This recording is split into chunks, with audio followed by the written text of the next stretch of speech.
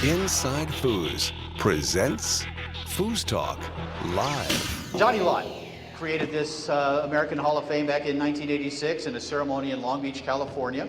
Pretty amazing to think about how we could look back at the sport, much like in baseball or basketball or football, and recognize these individuals, whether they were players, whether they were contributors, executives, whatever, who were honored for their role in making foosball a better thing.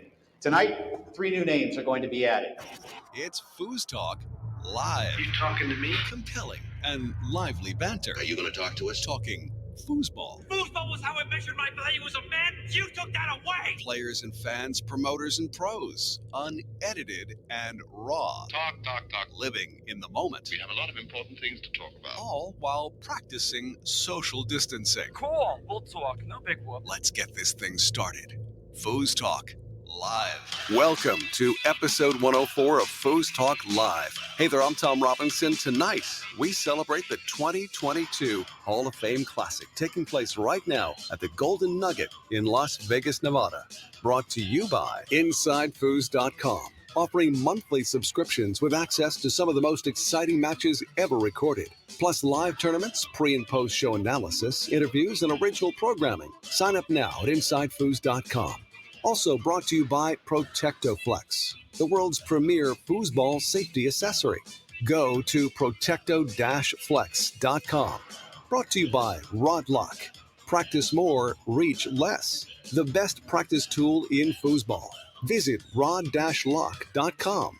Brought to you by 518 Prints, one of the best printers of promotional items and foosball apparel. Visit 518prints.com. Brought to you by Foosballers, the movie. This Joe Hessling Foosball documentary is now available as a worldwide download at foosballersthemovie.com. Also brought to you by the USTSO, helping to usher in a new era of competitive foosball. Become a member at usafoosball.com. And brought to you by Foosball Clubs USA, promoting foosball through school systems all over the United States. Make a donation today at foosballclubsusa.com. Well, here we are. It is episode number 104. And when the Hall of Fame Classic in Las Vegas, Nevada was last played 3 years ago, FoosTalk Live was not yet a thing. Foosball Radio was around, but FoosTalk Live was not a thing. And so now it's our great pleasure to bring you lots of coverage when it comes to, the 2022 Hall of Fame Classic out of the Golden Nugget in Las Vegas, Nevada. This is a special edition of FoosTalk Live. Our usual antics will not take place because, of course, Jim is there on the scene along with Adam and the rest of the team. And so tonight is up to me and a very special guest host this evening, who you know very, very well. He's well known as the world's greatest or world's only foosball statistician. Welcome, Clay Toomey. Hey, what's happening? How do you determine if it's very, very well or if it's very well? How do you know how many varies to put in there? That's a very good question. Oh, not a very, very good question. All right, I'm picking up what you're laying down. I know you're a wordsmith. I know that's what you do. And so you pay attention to stuff like that. I get it. But yeah, I wish I could say that I was the only stat guy. I still think I'm like the one who does it probably better. And you'd be surprised to know that there are some people who are interested in learning how to do it. Really? They often reach out to me, and I have a YouTube video that I made to send them if they're interested in learning, and it's all free. I love the idea of promoting people doing their own stats. Cool. And wow. So there are a few folks out there who are learning how to do it. Well, that's one of those things that kind of has surprised me about professional foosball, that this wasn't a thing necessarily until you came along and said, hey, we need to do this. So, wow. It wasn't even that I said we need to do it. I was doing it for myself because I was learning how to play the game. And, anecdotally, it's easy to say like what needs to be worked on in your game. So it's easy to go like, well, I feel like this, I feel like that, blah, blah, blah. But I was losing matches. I'm talking like I was a rookie. I was losing matches that I thought I should win. And it's just how I think it's how I think through problem solving, is find a way to quantify it. And then so for myself, I learned how to do it watching my own videos. And then I was like, hey, Jim, you ever had anybody like do this in real time? Because I've been doing this for myself for a year or so now. Okay. And he was like, "Oh, no, that'd be awesome." So Jim, being a fellow nerd like me, was all about it. And then that's just kind of what it just took off from there. And so when you're on the scene with Jim, of course, like this weekend at the Hall of Fame Classic, you're there tapping away at your software, and of course, coming up with those stats on the scene, which that to me is just so cool. Now, I'm sure that probably players would like to know what their stats are, right? I mean, that's kind of valuable, that information. Yeah, and back in the day, like pre-COVID, InsideFoos, I would tell people, if you have a subscription to InsideFoos and you have a match that's in that video set, I'll do the stats for free. That offer's not on the table these days, but once upon a time, that I would just do. Oh, I enjoy it. I think it's okay. fun. I think Yeah. and I love watching foosball. I always say I'm a fan first Yep. before I'm anything else. Wow. And so I like stuff like that. And then, like I said, if I'm also down to show the people how to do it themselves. It's way easier than people probably realize. Is it now? Okay. All right. Yeah, well, And yeah, I think I the creativity on the front end of just how it all happens is probably the hard part. But right. where it is now and how it Right. works now, it's pretty Right. doable. If you care, Oh, it's totally doable. I think people would be all over that. Maybe Yeah, there's an app in this. I don't know. We'll have to wait and see. maybe. Yeah, you just never know. So, okay, statistically speaking, how many Hall of Fame classics have you been to? I think 2016 was my first. If not, then it was 2017, and then Okay. I went Okay. I went to all of them up until 2020. So 17, 18, 9, probably 3 or 4, maybe 4 at Right. the most. Nice. Okay. And And yeah, and what do you find remarkable about the Hall of Fame Classic? I think it's remarkable that people survive it, like, physically. Like, you're in such a crammed area with so many people in Vegas, and Right. it's like everybody gets sick, and it's just, no, I'm kidding. I'm throwing a little shade there at public health. But dude, the thing about Vegas, like, Worlds is like, it's Worlds. It has the name, Tornado Championships, all that stuff. But Right. Vegas is the hardest tournament to win at Is it? because not only are you playing at an event that usually has more players than Worlds does, Mm-hmm. and that's not always true, but most of the time, Hall of Fame Classic has a greater attendance in terms of players than Tornado Worlds does, and they're pretty neck and neck. But a lot of times, Hall of Fame has more players, and then on Huh. top of that, it's easier to travel there, I think, internationally. So not only is it more players, but it's also a greater mix of competition. So Right. you might be playing someone from Denmark who you've never seen before, and they're very, very good. And so I think the not only is it often either as popular in terms of attendance as Worlds, but Okay. the variety of skill it's way, like, 100 players in Vegas is harder to win than 100 players in Kentucky. So it's a deeper field, Way basically. deeper. It's Yeah. so much deeper. Yeah. Yeah. So 100%. yeah, and this probably includes all the different events. Which what is there, like 25 events or something like that for the entire weekend? Yeah, there are quite a few. We can count them right here. Let's go Yeah. 5, 10, 15, 20, 25, 30, 35 plus. Oh my goodness. I'd say it's rolling up on close to 40 events here just at a glance, Oh and at the wow. brackets here. And yeah, it doesn't matter. I'm not only talking about the open events. I'm talking about all the way down to beginner Really? events. Okay. It doesn't matter what the event is. If you're winning at Vegas, you did something. Whereas winning at, I'm not going to insult any specific tournament here, but there are tournaments that are easier to win, Okay. Yeah. and Vegas is the hardest. In Yeah. my opinion, I think No, Vegas is the hardest to win that's at any rank. valuable information, and statistically Yeah, speaking, coming from you, it's very believable too. Uh, cool. so, by the way, I know that Jim Stevens, of course, of InsideFoos, who's usually here with us on FoosTalk Live, he's very busy this evening, and I just wanted to give our listeners a quick example of what Jim is up to right now. This just happened, so let's play this real quick clip of what's happening at the Hall of Fame Classic. Pass up the table here. Grabbed by Spreadman, who can send his team to the final. Tony?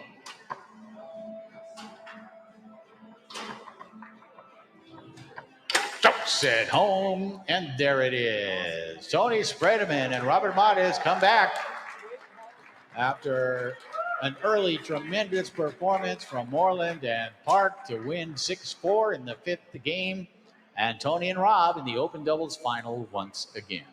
Yeah, Tony and Rob, what a surprise! Moving on to the the next level in the open doubles. But yeah, I mean, Jim is in rare form this weekend. I noticed they have some new equipment too. They've got like real sportscasting headsets on now.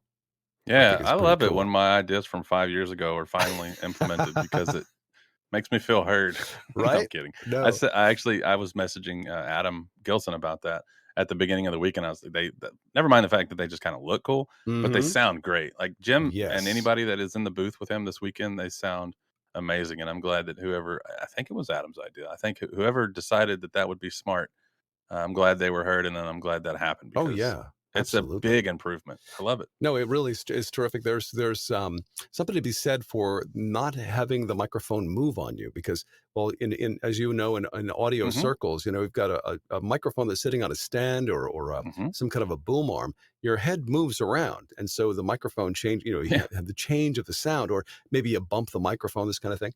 But with those headsets, that microphone's there at the same spot at all times, right. and you can move Yeah, your head around, and yeah, you're a pro, so you know this, but I think most people don't realize, like, I'm looking at the mic as I talk to it right now, and if I look literally 2 inches to the left, this is what it sounds like, right. and it's a Yep. big difference. It's Exactly. such a big difference. Yeah, yeah. So this is a great step forward for the InsideFoos team. It's just getting better and better for those guys. And now that they're on the road, and Hall of Fame Classic is a great place, of course, to do their thing. I love the behind Jim's head, and of course his partner. They have the Vegas sign, which Right. was kind of a cool thing. That's a neat little addition there too. So image wise, it looks better and it sounds better. So there you How have is it. why are they outside in front of the Vegas sign? Because they don't want the players to overhear their comments. Oh, that's good, actually, that makes sense. Yeah, Cool. I'm glad it's they have a cable long enough to reach, yeah, from their headsets all the way to the board from, pretty from amazing outside. what you can do with wireless Bluetooth equipment these days, Yeah. Clay. And the acoustics outdoors is just better, but, it's amazing that they're able to cut out all the background noise and the wind and everything else from the Vegas Strip because Well, it's pretty loud at out least they there. have to worry about rain. True. That's probably not going to happen more than Yeah, likely. I But agree. so I digress. But no, it's I got to say also kudos to those who've been joining Jim. I just heard Brad Anderson for the first time in a while with Yep. Jim Stevens, and Miriam Ali has been jumping in. She was she did a commentary on an expert singles match, the finals with Sullivan Rue. That was really pretty exciting to see her do her thing, and she sounded great. Yep. And by the way, I noticed Sullivan was playing Lewis for the finals. This is something I wanted to ask you about specifically because when they were playing this finals match, they both had won a game, and something happened. There was a bit of a pause before they got into the third game, and kind of a conference I think Sullivan was having with Terry Rue on the side about something that was happening. And so they called the ref over. In fact, they had to wait. There was a delay because they couldn't find a ref immediately. They kept hearing it on the PA system there on the floor. They were trying to find a ref, which they did finally get. They got two refs, in fact. And then they resumed play. And Sullivan was playing Lewis, and of course they were maybe 2 or 3 points in, and there was a moment where Lewis was trying to do a 5-row pass, and he was called for time, Hmm. which you don't see that very often because you have 10 seconds to pass the ball, and the ref called time on him. Yeah. So then I realized, okay, maybe this is what was happening in the previous two games of the match. He was taking too much time, and nobody was there to call him on it. So what? Yeah, I think the biggest reason you don't see that happen very often is because matches don't often have timers. And Right. I think for the most part, I think people stay within that 10-second limit pretty well. Mm-hmm. And you have some players who are like notoriously, shall we say, more patient on their 5 bar. Right. And I don't even mean that as a dig. I mean, it's people like Steve Morey, he's going to take 8.5, 9 seconds every time. Yeah. But the thing is, you trust that he knows his limit and he's not just going to abuse the fact that there's not a timer there.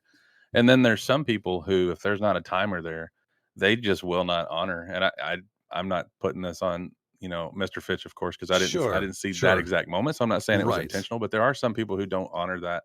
And I actually kind of respect that he got called for time when the ref was there, because Mm-hmm. that means that he didn't change what he was doing. Some people, they are like, they push the limits until a ref gets there and then they tighten up, which I think is kind of slimy, actually. I think it should be the Okay. other way around. I Right. think it should be, play looser when the ref is there because you don't have to worry about calling it. Mm-hmm. And so, I mean, respect to Lewis Fitch for, he clearly did not change what he was doing because that's how he got called for time. And But yeah, very that's the interesting. play though, by the way. If you ever Yeah. wonder, to yourself in the moment, like, am I getting screwed here? Whether it's on jars or resets or times, there's no reason to get mad about it. There's no reason to Oh, like sure. throw a fit. Just get a ref. Just get a It's ref. problem Yeah. solved. Yeah, Absolutely. and hopefully they know what they're doing. And I noticed later on during a doubles match, it was great to see Billy Pappas back on the table, by the way. Yeah. Billy was playing Todd Lafredo. Oh, goodness, I've forgotten. How do you pronounce Billy's partner's name? Bilitakis? Something like that? Oh, Bill Arrakis. Yeah. Bilarakis, Yeah. gotcha. So anyway, Billy Pappas had apparently jarred the table on Todd Yeah. Lafredo. Yeah. Big time. And yeah. And so he gave the ball up immediately. Didn't even wait for it to get called. He just, Right.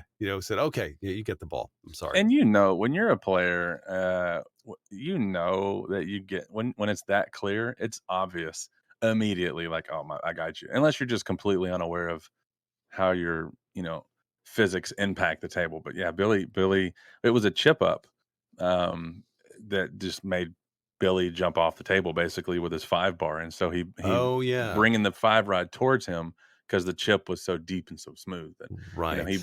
he brought the 5 bar over really hard to defend and to catch up with it, and in the process he banged his near wall hard enough that the ball just bounced right off of Scotty's 3 bar, which is Right. it was so easy to call that a half blind, one-eyed, ref that has never played foosball probably could have called it. So Understood. Yeah. yeah, It's I think most people probably still would have just been like, they would have waited for the other person to say something, but Billy was not going right. to do that. Yeah. He's going to Yeah. call Yeah. it himself. No, as Jim was commentating at the time when this happened, and he was saying he's got to be the most honest player on the planet. I mean, he's just total. He wants to win legit. He doesn't want to. He Yeah, doesn't want to cut corners. He wants to make sure that whatever he wins legit and do it by the rules. So I greatly respect that. I agree. I think there's a lot of players. I think the majority of top players are actually like that. Not only top players, but just people in general. I don't even think that it's a matter of quantifying honesty. It's just you're either honest or you're not. And Billy is absolutely, without a doubt, an Mm-hmm. honest player. Terry Rue is an honest player. Tony Spreadman is also one of those guys. He just doesn't Right. get himself into situations where there's an infraction a lot of times. But dude, like I made the joke, yesterday that if Terry Rue, like if he accused me of doing something, and if he reached across the table and slapped me right in the face, I would just assume that I did something wrong to deserve it. I wouldn't even question his judgment. It's like, hey, Interesting. man, and then I would apologize to him, even though he slapped me. Right. Right. There's certain people that are like that. They just have You that just reputation you for being just know honest. you did Yeah, something they're wrong. clean. They're clean players.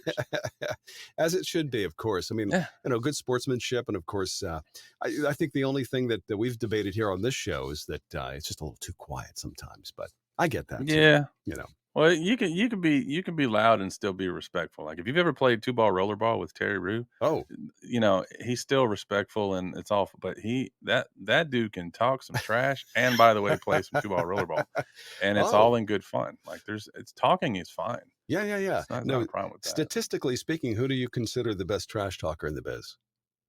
Ooh, I think a lot of people might say Bobby Diaz here, but I don't. Oh, I don't think so. I okay. think, golly, trash talking. I think with who would I think I'm trying to think of matches that I've seen where I've enjoyed both sides, and God, I'm so biased. I have to admit my bias here because Scotty Weidman is one of my favorite players. Period, Yep. for a lot of different reasons, and then in this category also one of my favorite players because he's not really loud and obnoxious, and Yeah. he's not gonna Yeah. like be like he never pushes the limits. He's just but like the noise, like if you I think it was 2016 Tornado Worlds, and Todd and Scotty are playing against Ryan and Bobby, Okay. and Bobby and Scotty going at each other, that match is Oh. one of my favorite, and that's in the InsideFoos collection. It's one of my favorite in terms of banter.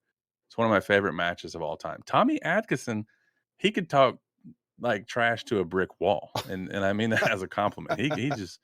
He's really good at talking trash. If you ever see Tony playing a pickup game, Tony's all business at the table in a match that matters. But if you ever Right. catch him in a pickup game, he's quick witted, dude.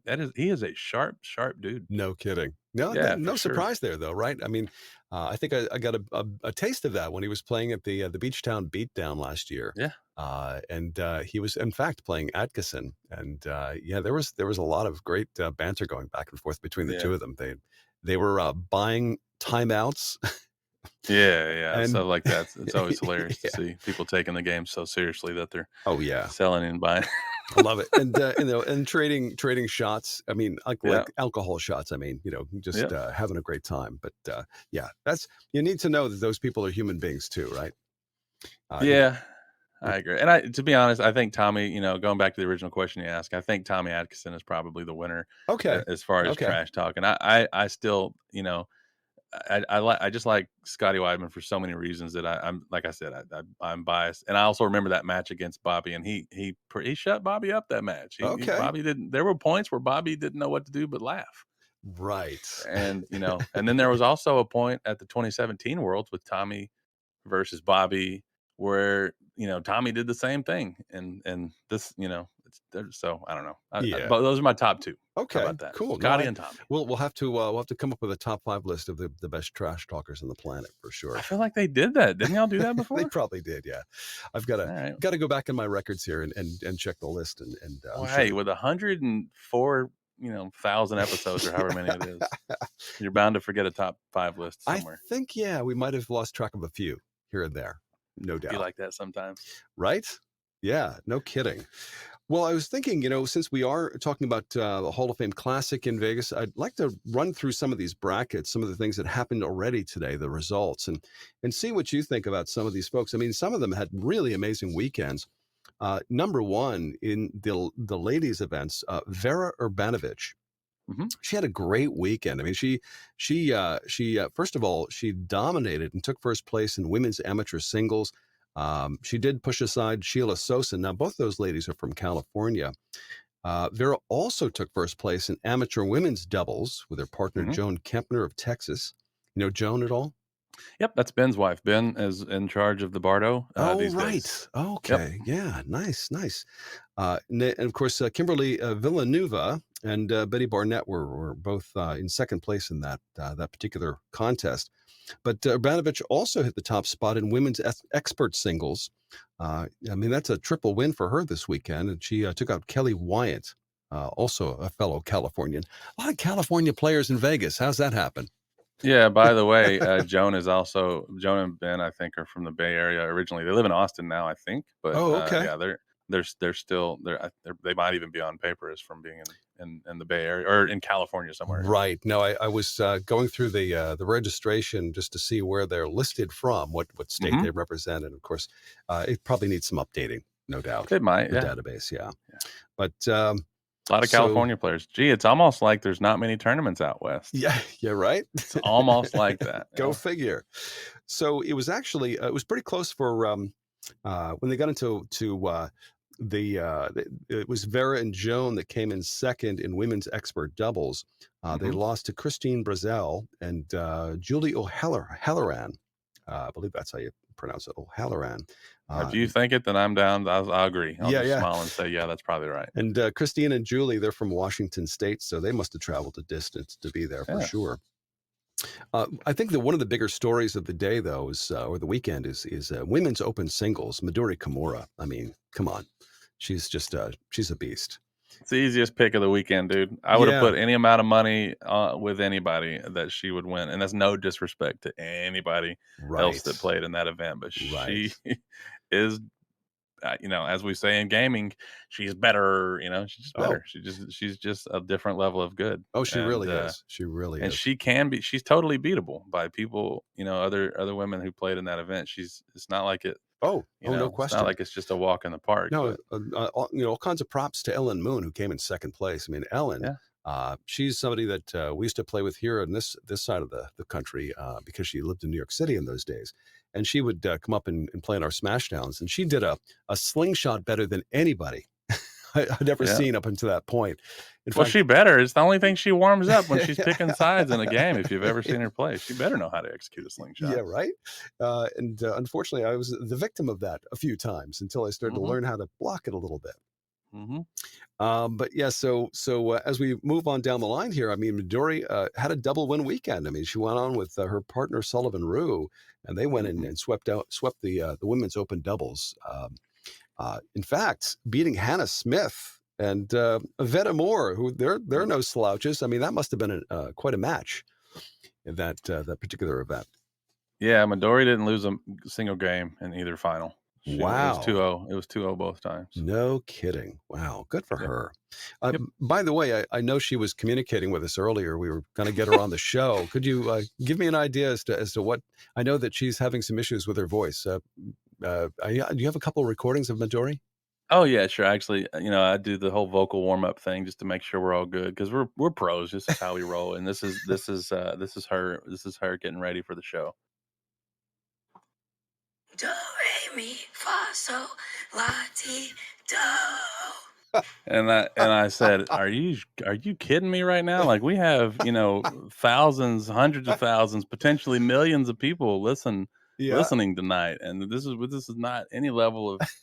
I thought it was a joke, so I said, I don't believe that that's you right now. Do another one, and I said, just how about sing the alphabet? And then this is what I got: A B C D E F G H. I forgot the alphabet because I can't talk. Oh okay, so at that point, I just got to be like, I'm not buying it. There's no way that was a lucky guess. And she said, no, I'll record anything. I'll say whatever you want. I love it. And I said, that's a dangerous blank check to write. And then she said, that's a dangerous blank check right there. Yeah, there you go. So right there, that's a dangerous blank check. Suffice to say, poor Midori. Oh my God, I feel bad. Yeah, and so it's and I guess Adam is also under the weather. Adam Gilson, who's normally with us, he's out there in Vegas, and he's now sick. I don't know what his voice sounds like, but apparently can't be worse than that, though. Right, exactly. That's amazing. Wow, it's like. Hey, but you got a new bumper out of it, though.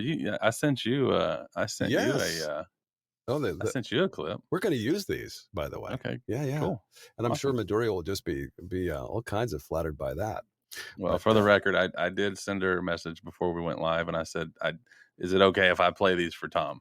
And so I normally people know that I just will play anything anywhere, but on something like that, I did get consent, so she knows, she's aware that we're laughing at her expense right now. Right. Well, isn't it a great thing that you can still win, come in first place in two events, in a foosball tournament, and still not have to, you don't have to talk. You can. You can basically, as long as you're not sick in bed with a fever or something, you can still do it, which is right. Kudos to her. Well, if you've ever seen Midori play, she doesn't do a whole lot of talking anyway. She's a pretty anxious player and has a lot of like internal anxiety during the moment. So she's like very like focused and like hyper focused on the moment. Okay. And it's like so if we did like the least, like the bottom 5 trash talkers of all time, I think she'd probably be she'd probably win that list. Right, the number one most polite. Yeah. No, it's not even polite. It's just completely silent. There's like you're not getting anything. It's nothing. It's wow. It's okay. Pure silence. Yeah. Well, that's there's a benefit to that, I guess. It's all about being able to focus, and that's great. I wish I had that. I don't have that. Right. Me neither. Yeah. Cool. Yeah. Unfortunately, I was born with this motor mouth, and what can I do? Right. You can make I can answer that question. You've made a career out of it. You've capitalized your own voice, Tom. I know what you could do with it. They used to actually pay me to go into a room for 4 hours every day just to talk to myself. So yeah, that was that was a thing, man. I just wanted to mention Ellen Mood, even though she didn't win out against Midori, she did come back later on with the open mixed and won with Tony Sprademan. Did she? Yep. And they beat Justin Shaw and Lotus Chesborough in the finals of that event. That's That's good stuff. I guess Ellen and Tony are pretty tied because of Brandon. They all like hang together, correct? Well, Tony usually has like I haven't really it's been so long since we've had like regular tournaments, but Tony will play with different people at different tournaments. But I know he really likes to play with Ellen. Right. And yeah, I don't know if it's because of that. I mean, they played together. I think the first time I saw them play, and they probably played before this, but I remember seeing them play at like 2017 Pennsylvania State. Mm-hmm. And I remember Tony then saying like it wasn't like she asked me and I said yes, like I asked her to play with me. So Nice. that was long before the Foosbye series stuff. So probably very just a cool. fun coincidence. But I Oh think yeah. Yeah. I think that's one of the people that Tony really likes playing with. Like I say, when she was playing here in the Albany area at our Smashdown, she was really, really good. And that was Yeah, what, she's good. 6 or 7 years ago. There's a video somewhere back in the day when I did the daily InsideFoos, stream, the treehouse thing that we did every day. Oh, yeah. We did a horse competition. A With horse trick competition. shots. Yeah, you know how you play horse in basketball where it's like yeah. like I make a shot and then if you miss it you get an H and then so on. And the first one to Right. spell horse loses. Yep. So we did horse with foosball trick shots. Love And it. Ellen was on that too, yeah. Did she win it? And she Will Strengths I think won. Oh, got it. Okay. I think actually that might not be true. I need to go back and look at the video that doesn't exist because I deleted it. But somewhere somebody probably knows the answer to that. I think Will Strengths won. Love it. Love it. Yeah. Yeah. One of the smaller brackets this weekend, of course, was the junior events. I mean, they had the junior singles and doubles. I don't believe junior doubles is finished. I'm sorry, junior singles is finished. I don't know about doubles, but Ethan Nguyen from California, again on top. Yeah. I mean, he took on Nathan Ham, which from what I understand, Nathan's no slouch.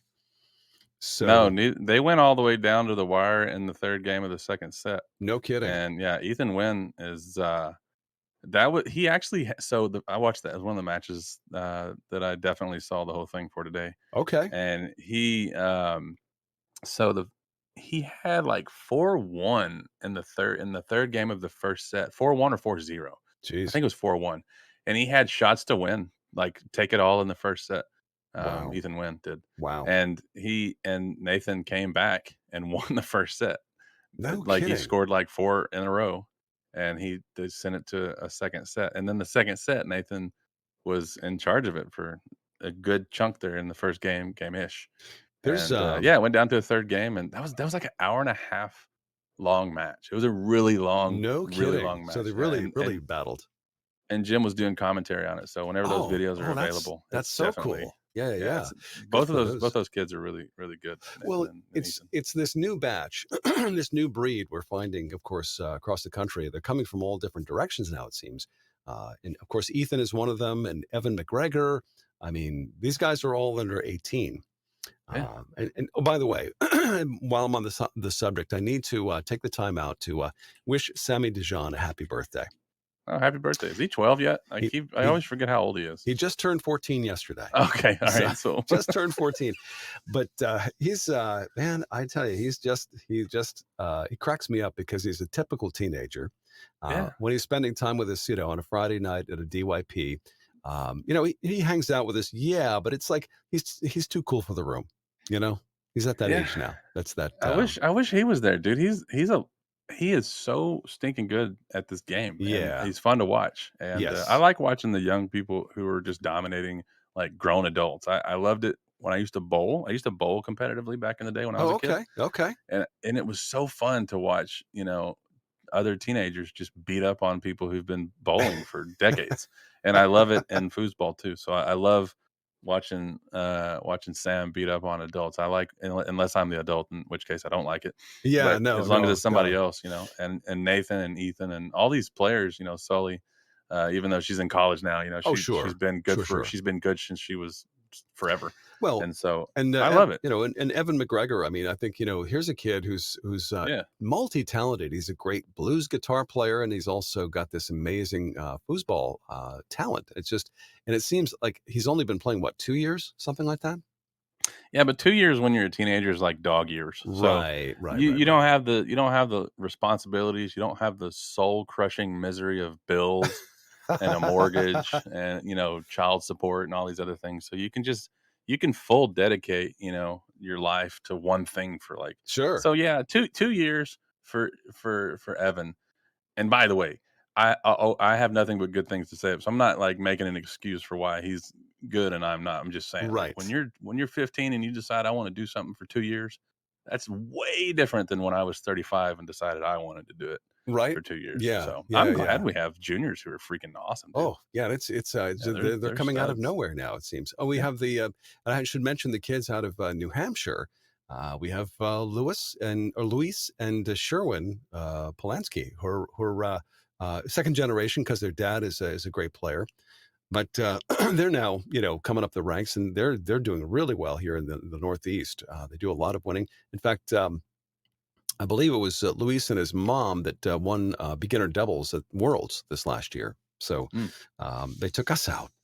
Cool. Well, not cool. Not cool they took you out, Dashed but our like, hopes. We were thinking, we've got Yeah. this thing in the bag, and then they came along and kicked us to the curb. So, be like that sometimes. right?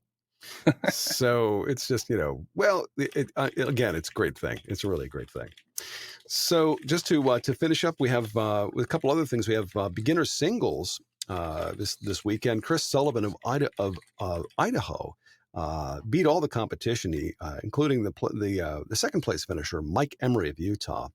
And again, when you're a beginner like this and you step up and you're going to a Hall of Fame Classic, I mean, it means more than just winning beginners at a let's say a regional tournament for sure. Beginner doubles included Grady Layton of Texas and his partner Aaron Croft. We know Aaron from Foos Gadgets. Yeah. And I watched that match too, actually. did you really? Okay. It's on table one. Yeah. If it's on table one, I usually watch it. I just gotcha. love foosball. I got Doesn't matter what it is. Yeah. So it was David Woodbury and Stacy Dugan that they're both from New Hampshire, by the way. Again, the Northeast. So we represented. We made it to the second tier. We made it to second. That was a place. double dip, by the way. Was it really? No kidding. Okay.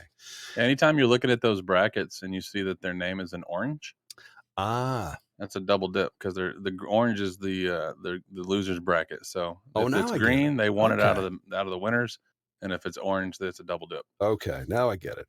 Yep. So rookie singles, Bo Guidry from Louisiana double dipped Nagal Sorial of California.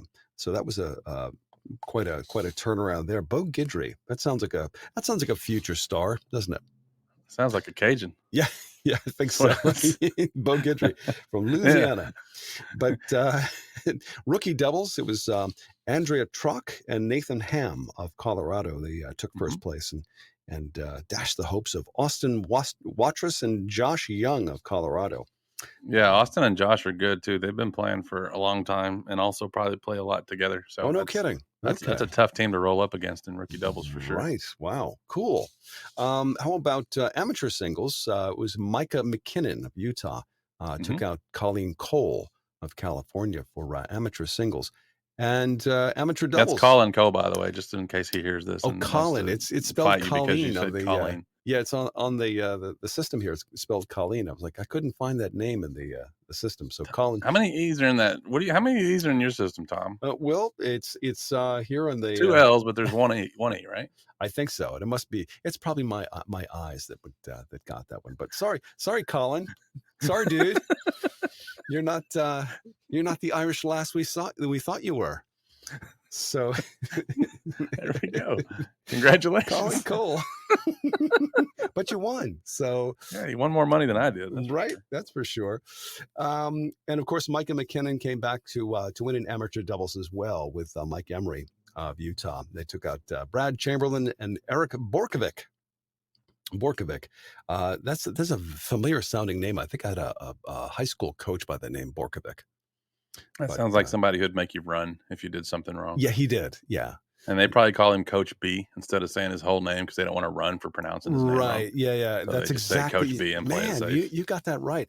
You looked like one of the characters you would expect to see in one of those 1940s gangster films with the broken nose and kind of like wearing a leather jacket with a comb in his back pocket. Yeah, that dude, right? And he'd say something like, "Robinson, hit the showers, get lost, get lost." Calling everybody fruitcake. Yeah, right. What's the matter? You nervous? That was Roby, Coach Roby.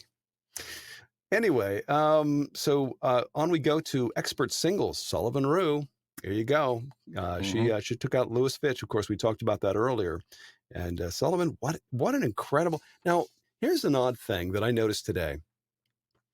When she does her push shot, she sets it up and she waits and she does the things she's supposed to do and she plots. But I notice she's much, much better at it when she just quick shoots it. She, instead of the setup, she sees it and goes, and it just seems to be much more effective. Because I think Lewis, I'm not sure if this is always the case, but he was able to, get in the way of her push when she was setting it up and waiting. So, how does that Yeah, work? it could just be a matter of how she reads the D too. Because because like off a rolling, push shot, it's kind of like when Todd does it. He's setting it up, and maybe just catches them sleeping, and Right. then it just makes them pay for their lack of attention. So Understood. Yeah. I never really looked at it that closely to decide which was better, the rolling push or the set. I know she's whipping it wherever she wants. Oh, she's a with beast. great efficiency. Yeah, really. Either way, she's really. a beast. It's Yeah. really tough. I mean, I think he thought he had a read on her, but she was like cutting him in half with, especially that fast push shot. It was just really, really amazing. And just she's a beast, and that's another one of those like I wouldn't say easy picks, but if I'm betting money and in expert singles, I don't care where it is. If she's in the event, then I'm putting money on her just because she's better. I mean, she was the number 2 seed. Right. In that, so she's already obviously has the chops and skins on the wall to just prove that she's good enough. But she also has experience in high pressure situations, so I don't think she's going to be. Well, she's a world champion. Sweating the finals. Yeah, exactly. But that might be her last match as an expert because she's pretty close to being a pro. So we'll see what the points do. Yeah. Because that's, I mean, for experts, of course, because she keeps coming in first place in experts, that she's got to be bumped up for her singles points by now. Yeah, she has 2,873 points in traditional points. Okay. By the way, fun fact: don't ever say men's points; they're traditional points. Traditional. To all you people out there who say women's and men's points, there's women's points and there's traditional points. There's no men's points. All right. So she has in traditional points, she has 2,873. So she's 127 away from 3,000, which is the cutoff for pro.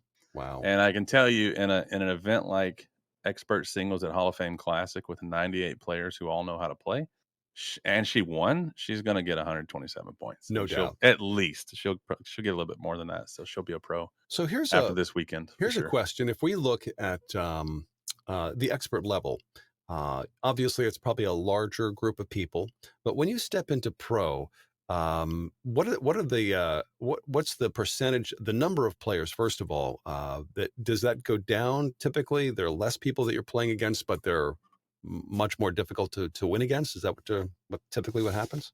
With what now? I lost you somewhere in there because my brain isn't capable. No, so the percentage of the number of people that you have to play against once you become a pro goes down, correct? Yeah. I mean, theoretically, there's less pros than there are like experts. Right. So in experts, though, she had to play more of a larger variety of people. So it must have been more difficult to climb through that number of people. No? Not for her. I mean, maybe for like me or you or like normal people. But when you're as good as she is, you just put your good on the table and they have to beat it. It's like when Tony could go to some random, tornado tournament on the other side of the world with people he's never even seen before. And he's going to chop them all up because his level of skill is a greater factor than their level of variety. So when you're talking about somebody like Sully in a field of 98 in Vegas, maybe she doesn't know all of them. She knows a handful of them, I'm sure. Okay. But, she doesn't know all the players, but it doesn't matter because she's so good that who cares if you're like, if you have a wide range of skills in your back pocket, you need to be able to beat her.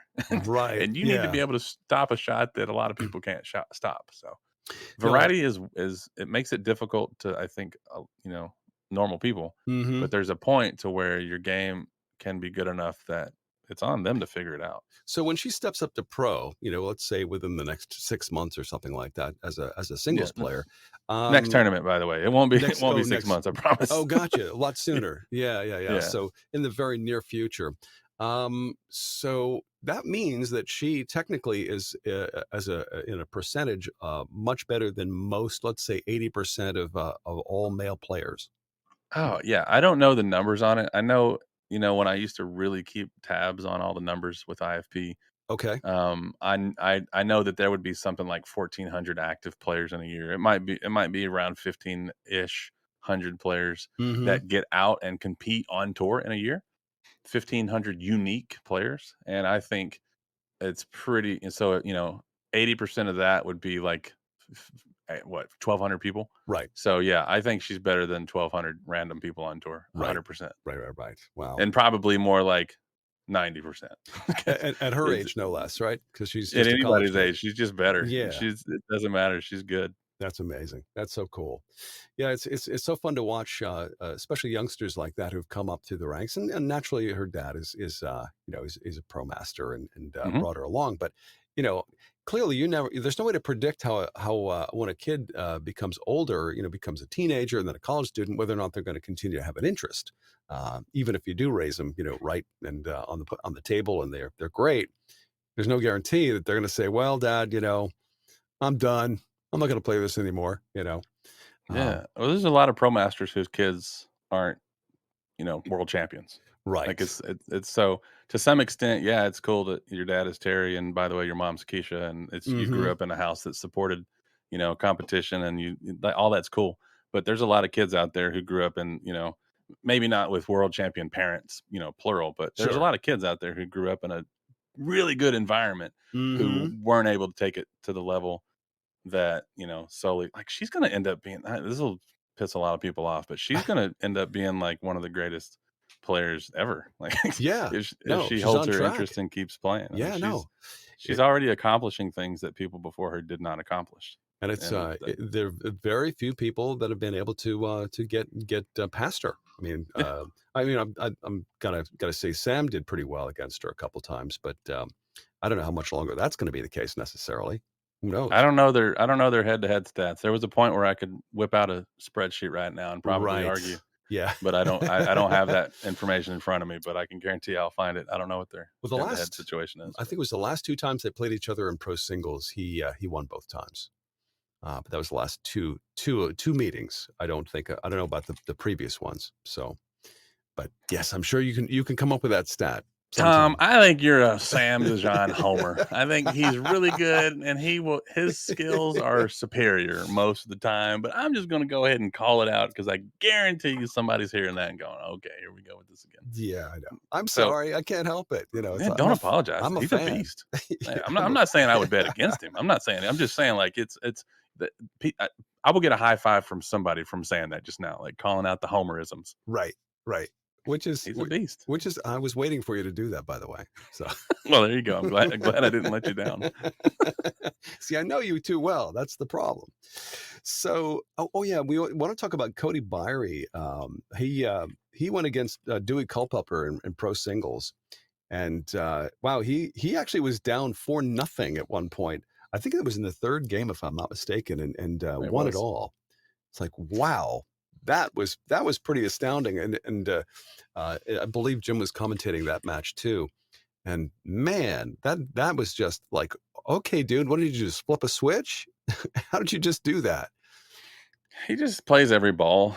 Yeah, I don't know what all Jim said with the commentary. I was watching that match, but I was also doing a couple other things, so I didn't hear all the commentary. But right.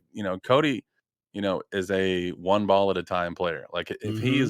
if he's scored 14 in a row against you, he's the 15th one he's still going to play like the other ones. Like he doesn't do a lot of crazy crap if he's way ahead or if he's way behind. So to Mm-hmm. him, to you and me as spectators, like holy crap, it's 4-0 in the third game. It's about to go to a second set or whatever.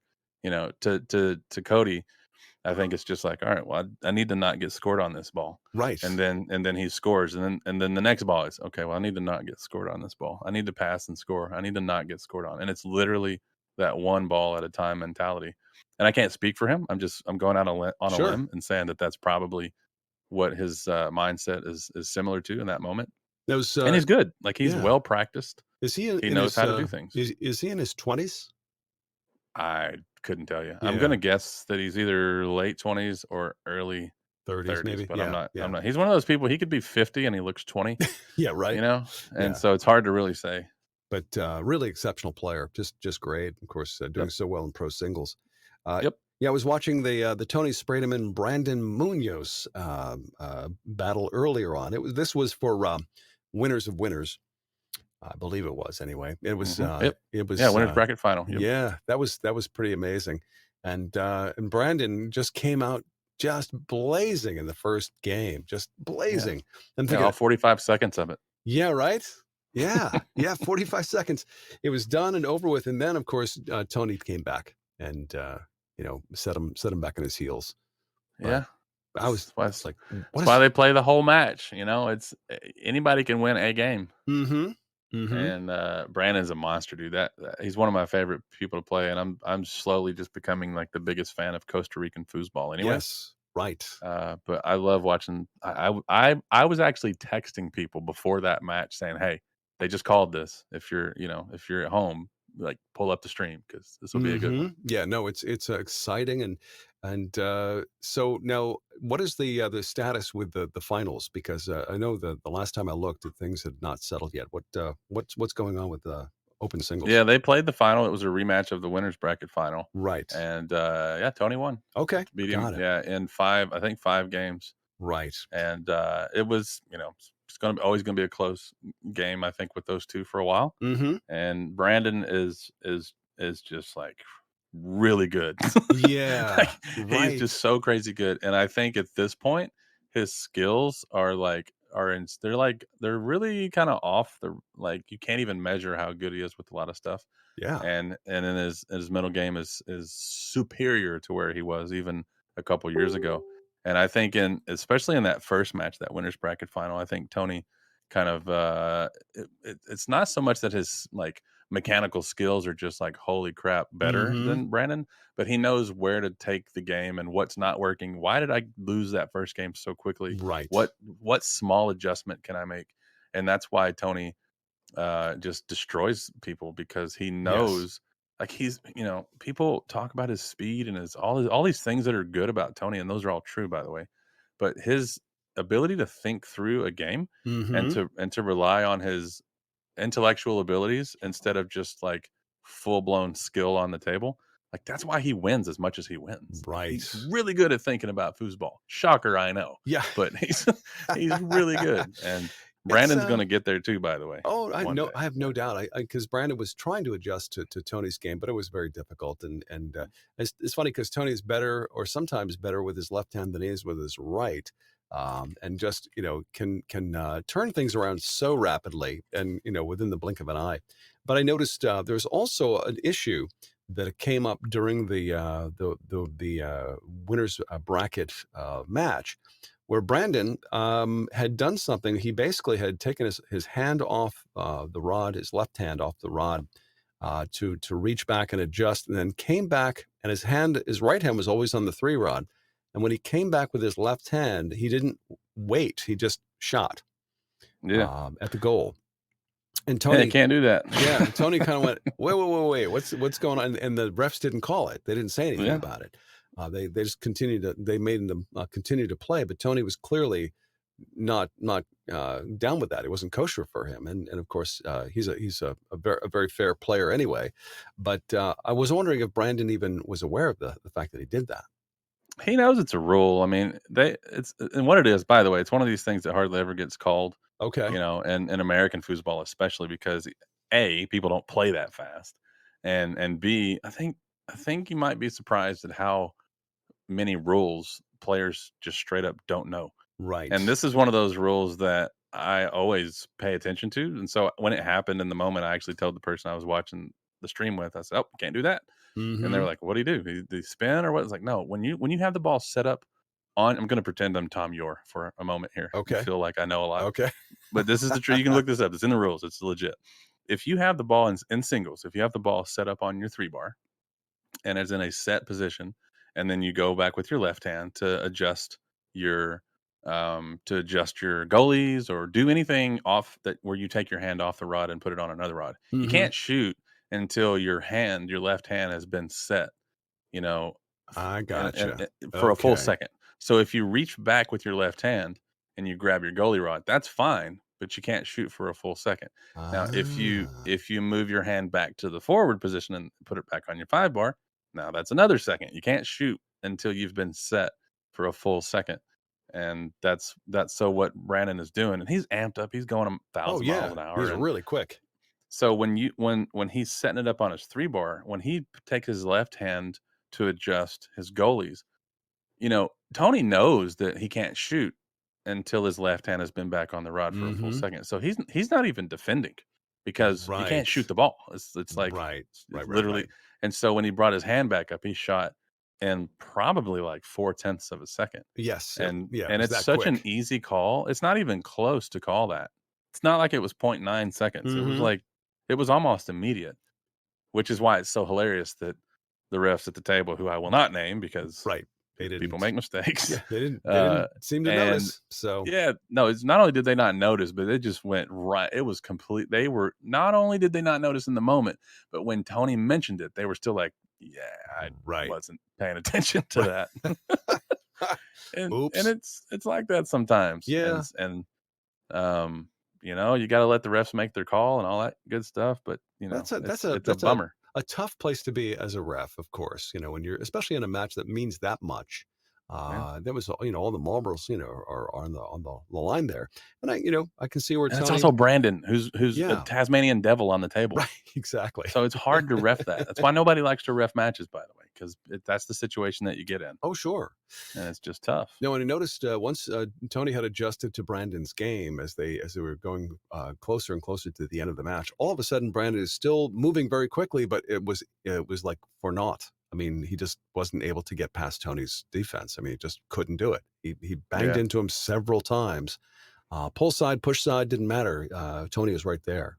So, yeah. Tony, like this goes back to what I was saying earlier. He's just sharp, dude. He's a very smart player, yep. and you're gonna have to beat him all 3 games. That Hmm. you can steamroll him in the first game. It doesn't.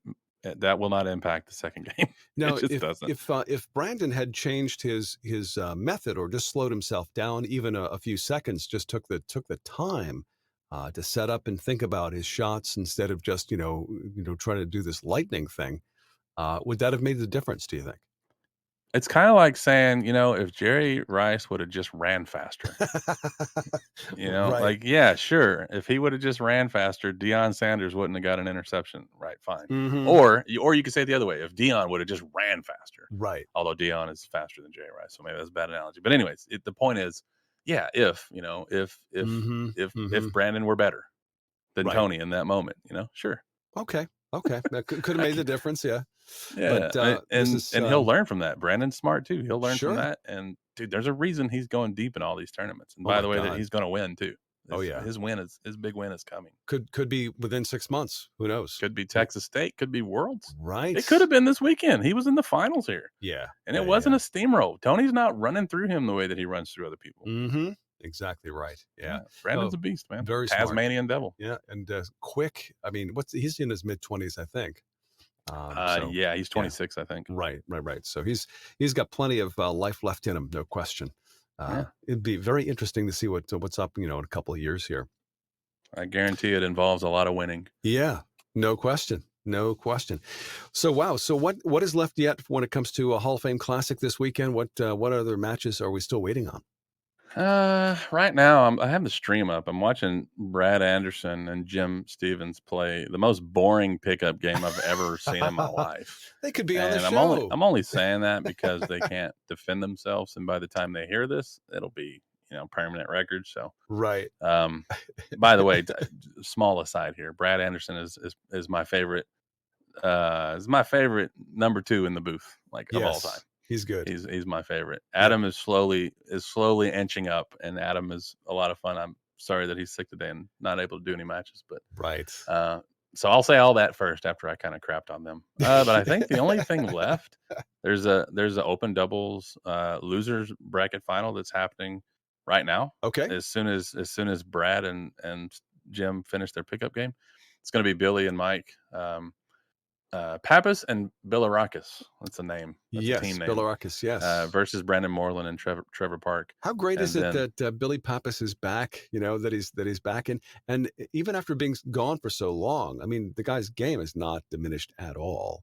yeah, he's a monster, Yeah. and he's about as back as he has been for a decade. Like he's playing sometimes. He didn't play singles, so Mm-hmm. Mm-hmm. I think he's playing with friends. Like he played mixed with Karen and played open with Mike. And Okay. Mike's good, by the way. Mike's a beast Oh, himself sure. with foosball. Sure. And but he's playing. This is a social event for him where he wants to win. Like, of course, it'd be awesome to win. But he's there to play with his friends and to have fun and he's a monster, dude. Of course, he's going to Oh, be going deep. yeah. He's a natural. He's a natural. Yeah, Billy's he's one of those individuals, and again, you know, there's the stories of him in this area when he was 8 years old, just like Sammy Dijon. Billy would Mm-hmm. come and play, you know, here in Albany, and if you know, in the very beginning of his career, when he was not winning, he was very upset. He would cry, you know, Mm-hmm. he'd get. And Sammy did the same thing, but Mm-hmm. so now, I mean, he's a grown adult, and he can basically choose to play or not, you know, which is his prerogative. But when he does choose, you know, he's going to be in it, plain and simple. Plain and simple. It's just, it's a terrific. I'm just glad he's back. I think I cried as recently as 39 years old after after losing a match. And Really? and it was, yeah. I'm not gonna say when or where. I was so disappointed and probably like I had all my chemicals off balance too. So there's that. But yeah, Okay. hey, we don't hate. I will make fun of people who cry, like, sometimes, but Sure. if it's a kid, hey, be a Nah. kid, cry. Right. Go Right. ahead, do Right. your thing. Yeah. Ain't Let loose, tripping. man. It's Ain't doing no tripping. it means that they care. You know, Yeah. it's better that than they just walk away and say, whatever. You know. Yeah. But yeah, Yeah. no, it's so funny. I would 'Cause, so much rather see a tears rolling down your face than one hand, palm up, shrugging, and the beer in mhm. your other hand because you really don't care. Right. I'll take the tears every time. Right, absolutely, and of course they're both champions. So, what can you Absolutely. say about that? Maybe more people should cry when they're coming through this. I might Through cry the right wins. now, Tom. This is just touching my heart, I'll get you and started. Don't I worry. don't know how to process it. Thank you. So there's Oh, open doubles, there's pro doubles, there's expert doubles, there is senior doubles, and there's designated mixed. There's a handful of events. it's a lot of events, a lot of playing this weekend at the Hall of Fame Yeah. Classic. And by the way, if you just tuned into to FoosTalk Live this evening, Jim Stevens is with the crew of the Inside Foos out there at the Golden Nugget in Las Vegas, the Lucky Stiff. Along with people like Adam and Brad Anderson and the crew, we're certainly happy to be here to kind of bring you up to speed as to what's been happening there, just running down the brackets and talking about some of these players. And it is something that obviously. This is the first time in 3 years that the Hall of Fame Classic has been able to be held because of COVID. So we certainly want to make mention of the folks who did get finally inducted this weekend. That would include Tom Muir, Tom Muir Sr., also Christina Fuchs, and Charles McIntosh, all making the Hall of Fame this weekend. And now, do you know Charles, Clay? We've met. I started playing kind of at the tail end of his, what he was doing in foosball. So I do know him. I've talked to him. We've seen him at Texas State and stuff. Right. But I don't have the stories that a lot of people might. Yeah, the first time I heard about Charles is when, of course, because of his tornadofoosball.com, was supplying tables for us in New York States when we're still having championships here. And he would be there with his crew setting up, and just a super nice guy. Yeah. And, Yeah, he's a cool dude. Yeah, absolutely. But congratulations. And he's a Hall of Famer. Yeah, he's a Hall of he's a Famer. Hall of So Famer there's now. that too. Yeah. There's that. Yeah. But no, it's the whole thing this weekend, of course, the ceremony and all, it just looked fantastic. And Inside Foos, of course, has been involved with the whole thing. But, when it comes to fame, I just on a whim the other day, because you and I have talked for quite a bit now, couple of years. Yeah, at least. When it comes to FoosTalk Live, I decided to Google you. Oh God. I put in Clay Toomey in Google, and I was astounded, man. I had no idea that that you have this background This, of course, the fact that you wrote a book and spent some time in prison because of Yeah. well, a certain thing that you were Took a doing. while for you to find the foosball clay to me that you were looking for, Yeah, didn't it? right. I don't even think that's Exactly. the first page of Google. No, it's not. In fact, it's all about your book and this the legendary part of your life, I guess you could say. Um, Yeah.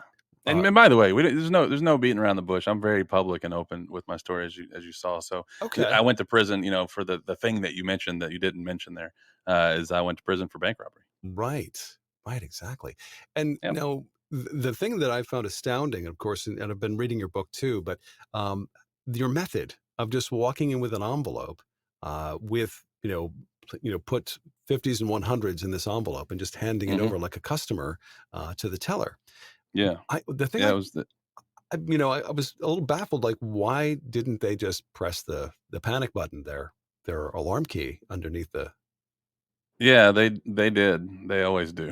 they always That's do. that. Okay. Yeah, but it's a it's my method was basically like I was the Steve Morey of robbing banks, because Steve Morey is I don't know if you know him. He's a foosball player Okay. who is very slow, very methodical, very under the radar. Doesn't do anything flashy. Just Okay. kind of he just slides in and just slowly beats you and then slides back out. Like there's not a whole lot of it's not this flamboyant, like he's not going to really make a big scene at the foosball table. So that's kind of how I did it. I mean, you just walk in and hand them and do What the what uh what dawned on you to think that that would actually function or that it would work, that there was well, even a I chance? didn't think that it would. I knew that it would, because it's a very common, I think, I don't know about common knowledge, but I first of all, I did a lot of research, and I kind of got into Okay. studying and seeing like what's the protocol, what are the processes for their side of it. Mhm. And so I knew,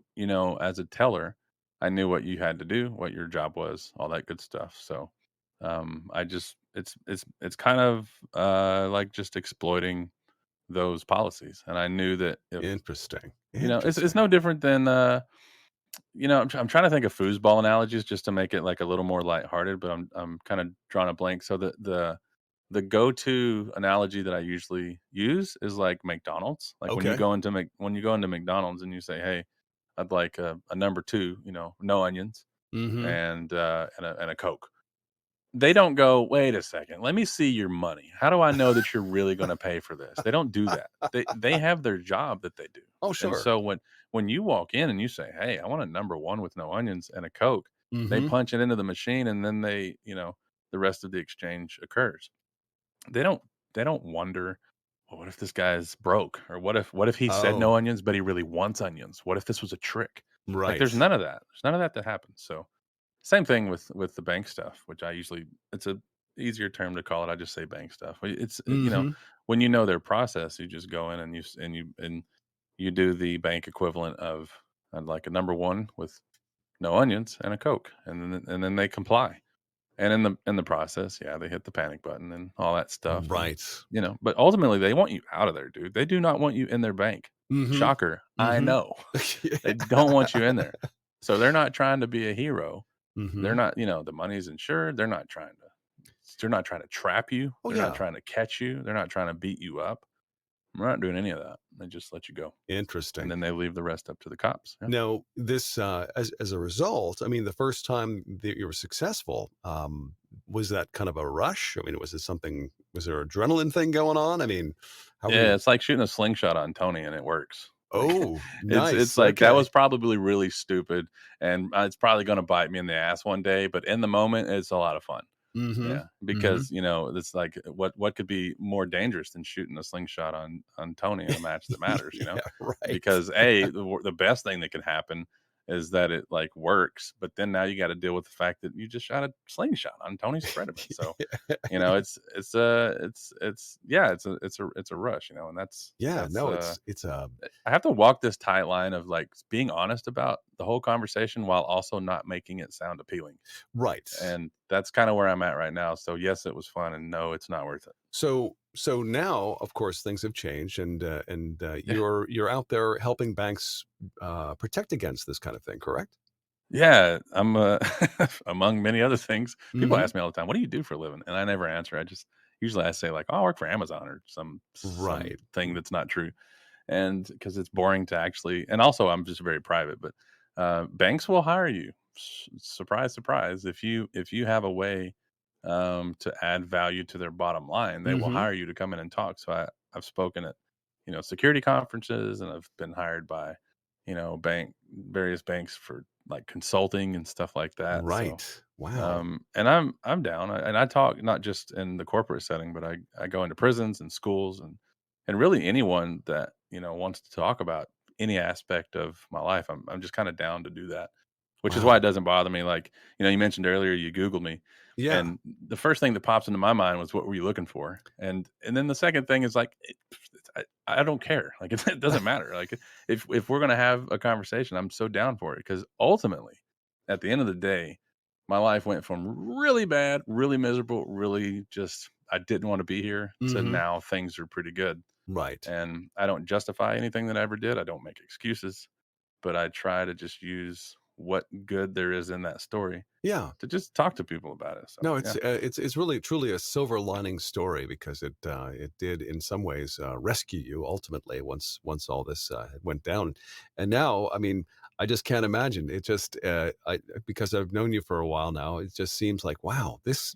is a completely different polar opposite sort of side to your personality, but. We all change, there are times in our lives that we're not proud of, and yeah. we all I'll say hopefully that I don't think we all. I was not locked we up with all, some but dudes who definitely did not change. okay. So I think everybody has the potential to change, and I fully Yes. 100% believe in that. I think we all have that potential, and then it starts with the decision: do you want to? And if Right. the answer is yes, then I'm just always down for that conversation. And if the Wow. answer is no, then you know what? Best wishes and holler if that changes. But people who knew me back then, you know, run into me now and they're like, "There's no way that this is who you are now." Mhm. And people who know me now Google me and go, "There's no way that that's who you were back then." So Right. I don't know. Right. I take it as a compliment, I guess. Yeah, well, I mean, I would say that too because I know this side of you, of course, the foosball side. And Yeah. by the way, I need to ask you the question, when did you actually get into playing foosball, before or after all this? So it's not a super like clear answer. I grew up, my family. So like technically, I'm a second generation Fooser, Okay. but I also didn't start playing until I was an adult. My family was like when the foos boom was a thing back in the '70s and I Mhm. guess early '80s. Like my family was all about it.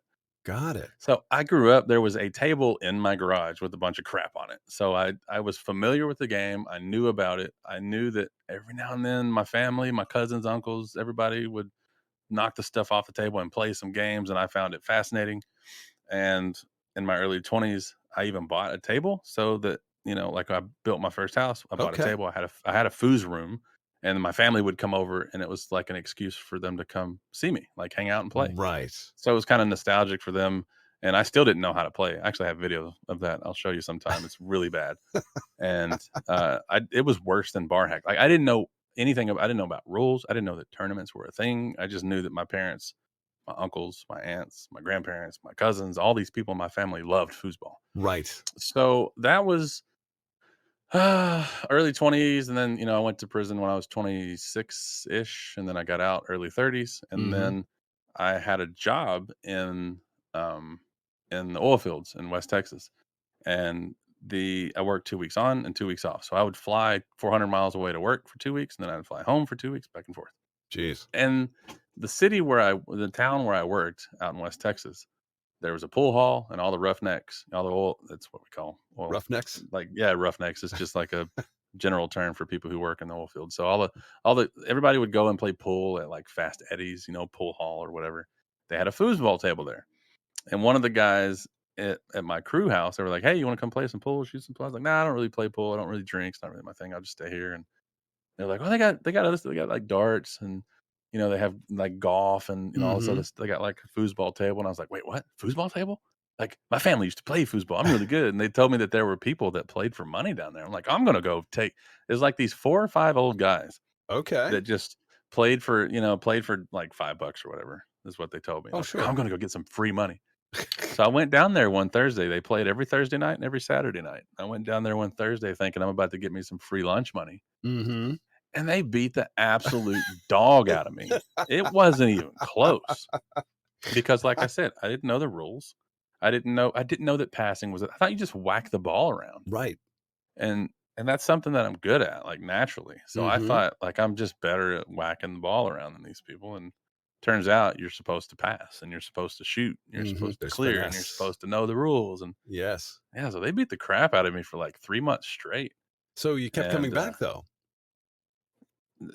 I did what? You kept coming back. I mean, you got Oh, beat yeah, and then you every come yeah. Thursday. Oh, no, no, no. If I get into something and I realize that people are good at it and I'm not good at it, I get good as fast as I can. I love that feeling of being bad at something and then learning how to be good. Right. So I went every and like your 2 week shift is called a hitch. So Okay. every hitch that I was out in West Texas, I was on Thursday night, Saturday night. I was at Fast Eddie's getting my skull bashed in by Stove in. these old schoolers who, by the way, were like low rookies. I came to find out, so they weren't even like. It's Really? not like I was down there playing with like Todd Pros, Lafredo. yeah. And, yeah, I was down there playing like people who would struggle to win a beginner event. And no disrespect to them, it's just a way for me to Sure. explain where their level was. Yeah.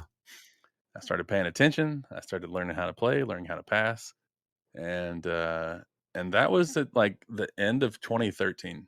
Oh, that And pretty then yeah, so recently. it was pretty recently, yeah. Yeah. And so that was around the end of 2013, and then the next year, 2014, one of those guys invited me to play at Texas State. And I was like, "What the Ah. hell is Texas State? Like, I'm in Texas. I know it's a state, but how's that?" What? He's like, "No, they have tournaments. Like, we can go play together." I'm like, "Oh, awesome! Like, yeah, Mhm. let's go for Mhm. sure." Because by that point, I had gotten to be the best player in that little 5 or 6 man pickup game. So I thought, "Oh, we're going to go win some free money." There And you then the go. process started all over. I showed up to a tournament thinking I was good, and I got absolutely bashed. I didn't even win beginner singles or doubles Wow. or anything. No I kidding.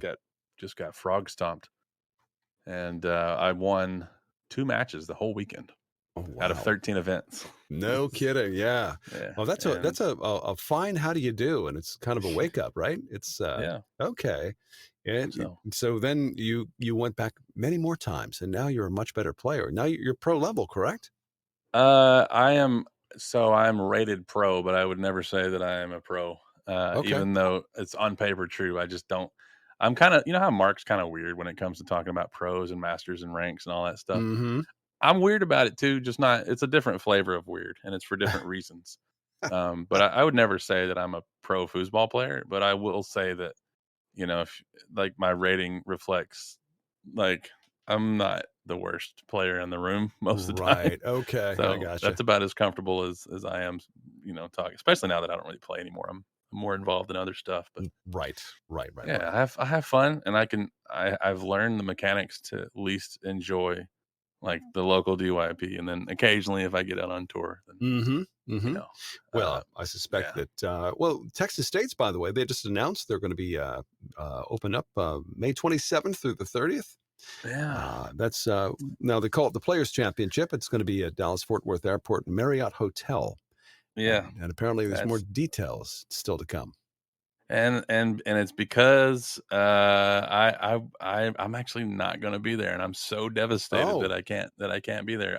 I waited because another trip was pending, and it turns out that the day that they released that information, I just booked I'm going to be in Sweden, oh, actually. no So kidding. I will be nowhere near Texas. Gotcha, gotcha, And that's gotcha. literally like, 30 minutes away from where I live. So Oh, I'm wow. super bummed that I can't be there. But anybody who hears this and is wondering, gee, which one tournament can I attend this year? My answer to that question is Texas That State. would be that one right there. Yeah, Yeah, easy. It's not yeah. even close. And I almost died driving home last year. So Right. No, I yeah. was there last year with you, and you had driven me from the airport, and then the next time I heard you had been almost killed on the road. So, I'm glad you could say that with a laugh, by the way. but Thanks a lot, I Tom. mean, no, I mean, I Jesus was like, wait, wait, wait, Christ. wait, hold on a second. That was just it was a shock for everyone. We're all like devastated. Like, Yeah. what just happened?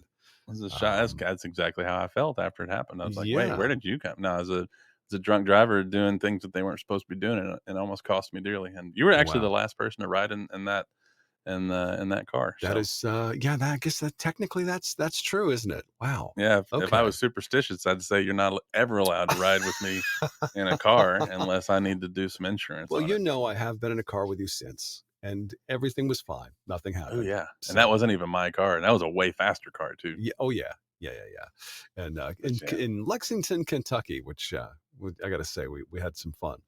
But yep.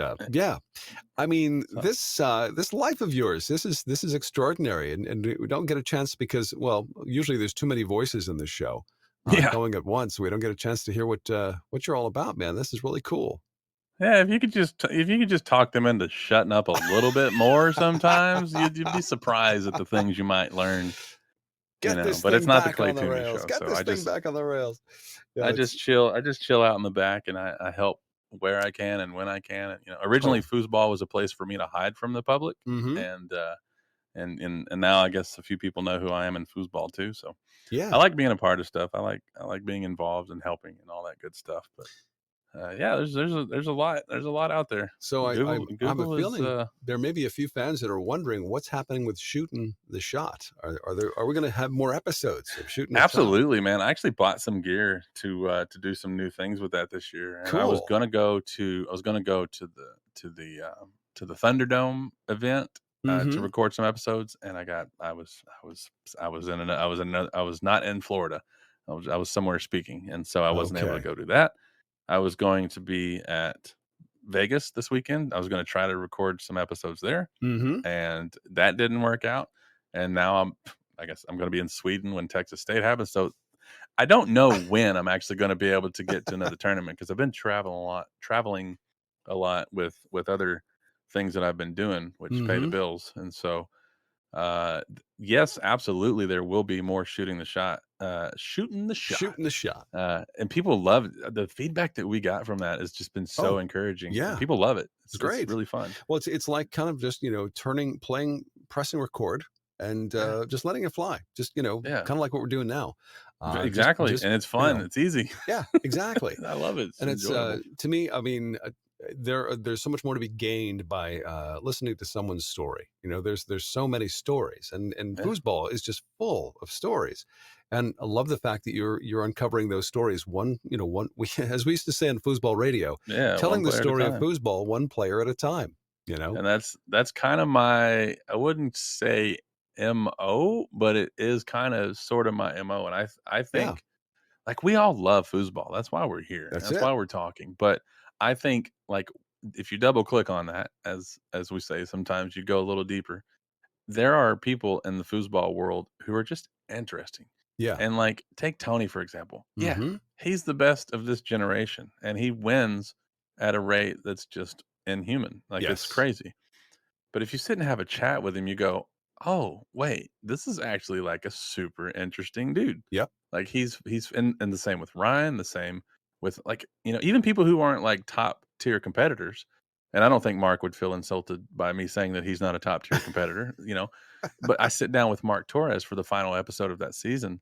And even that conversation, I think, went a lot different than most Oh people yeah, expected it. it did. I heard from people when Midori's episode came out. They're like, "Oh my god, I didn't even know she talked that much." And we're like laughing and cutting it up, and she's making fun of me because I like Taylor Swift, and Right. Love and that. she's so quiet and focused, and as a competitor, she's so like fierce and straightforward Yeah. that people who, if you only watch foosball on streams or in the video collection, and you never like, or if you just sit in the bleachers, but you never like hang out with these people, Mm-hmm. you don't really know about their personality. So to Right. me, that's like I love just peeling back that layer a little bit, pulling the curtain back, whatever phrase you like to use for the Oh, analogy or metaphor. it's And just it's raw, it's natural, it's what people do best, just having conversation. I have to say my personal favorite of Shooting the Shot was Tommy Atkinson. that's a good one. Everybody else aside, everybody else was great too, but this one just to me just got to me. Yeah. The way he speaks, the way he looks at life and stuff, and you guys have similar backgrounds in some ways, but Yeah, we've both been to federal prison. right, exactly. Yep. So, but yeah, what an amazing person he actually is. And I remember seeing him for the first time in the Foosballers movie, not knowing him or ever having anything to do with him. Mm-hmm. And then I encountered him at Worlds or at Tornado Championships last year in Kentucky, and he was the nicest person you could ever imagine. I mean, I just walked up and introduced myself, and he's like, "Hey, how you doing?" And we had Yeah. talked, on the air once or twice, but he and his wife were just so gracious, and I felt, here's just a friend I haven't met yet. That's what they're, and that's actually, I say a lot of jokes about Oklahoma, but this is not a joke. That's actually the kind of player that you really get out of Oklahoma a lot of times. They're Right. just friendly, and Yep. yeah, they're good, and they're fierce, and they fight on the table and all this other stuff. Sure. But they're your friends that you didn't know that you knew. Yeah. Like you just didn't meet them before, Right. and now you're buddies. Yeah, like they So say, what is that's actually the true story of Oklahoma. right? I got That you. and the fact that I can't stand them. No, I'm kidding. They're awesome, dude. I mean, they're great. They're great people. They're your Yeah. buddies that you didn't know you had. Right. That's what. What's the what you get there. phrase? And I've forgotten who coined the phrase, but it's strangers are simply friends you haven't met yet. That's Yeah, exactly. yeah, that's the and people from Oklahoma would be right up in the top of that list.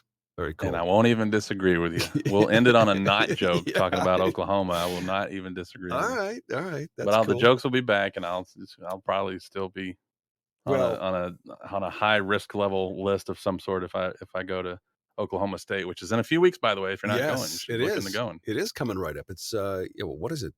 Man, it's 2-3 weeks. Yeah, all right. It's like April 22nd through the 24th at Magoo's in Tulsa, Oklahoma. So it's the end of next week, actually. No doubt. Yeah, that's very soon. Now, I've been in 25 states over the last 3.5 years with my job, and I've never been to Tulsa, Oklahoma. It's one place that I have not been to, and I would like to go there sometime. Maybe this is your opportunity, Tom. Yeah. Get down there for Oklahoma State. What do you say? You think? Well, why let's not? we'll talk to my boss and see what he has to say about that. Hey, get your boss. You need a partner. Get your boss down. Your boss can run. Can play pits. There you go. For you, and there you go. Love it. And well, what better way to bond with the suits? This is the hardest part about being involved in the sport of foosball and wanting to be at every one of these tournaments, which is something that I desperately desire to do. And it just, one after the other has to go by because of, other obligations. But, one of these days I'll tell the suits, hey, listen, guys, I'm going to go be a foosball bum. And this just goes back to what I was saying earlier about when you're 15, 2 years are way different than when you're, when you're not 15. Mm-hmm. So perspective. It's now it's like one, you have all the time and maybe not the money, and then the other one you have all the money and maybe not the time. Sometimes you don't have either one of them. Yeah, right. Which would be me right about now. But yeah, well, I'll get past that. I'm sure it's all about intention and making sure that I just pull it off. That's all. Yeah. But that's it. Yeah.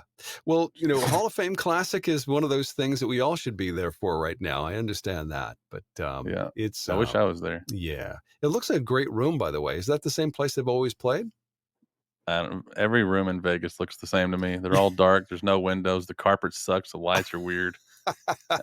There's nothing visually appealing to me about Vegas. So I'm the wrong person to ask that question to, because it all looks like visual junk. I think what I was referring to, it looked like a good sized room with enough room for tables, but.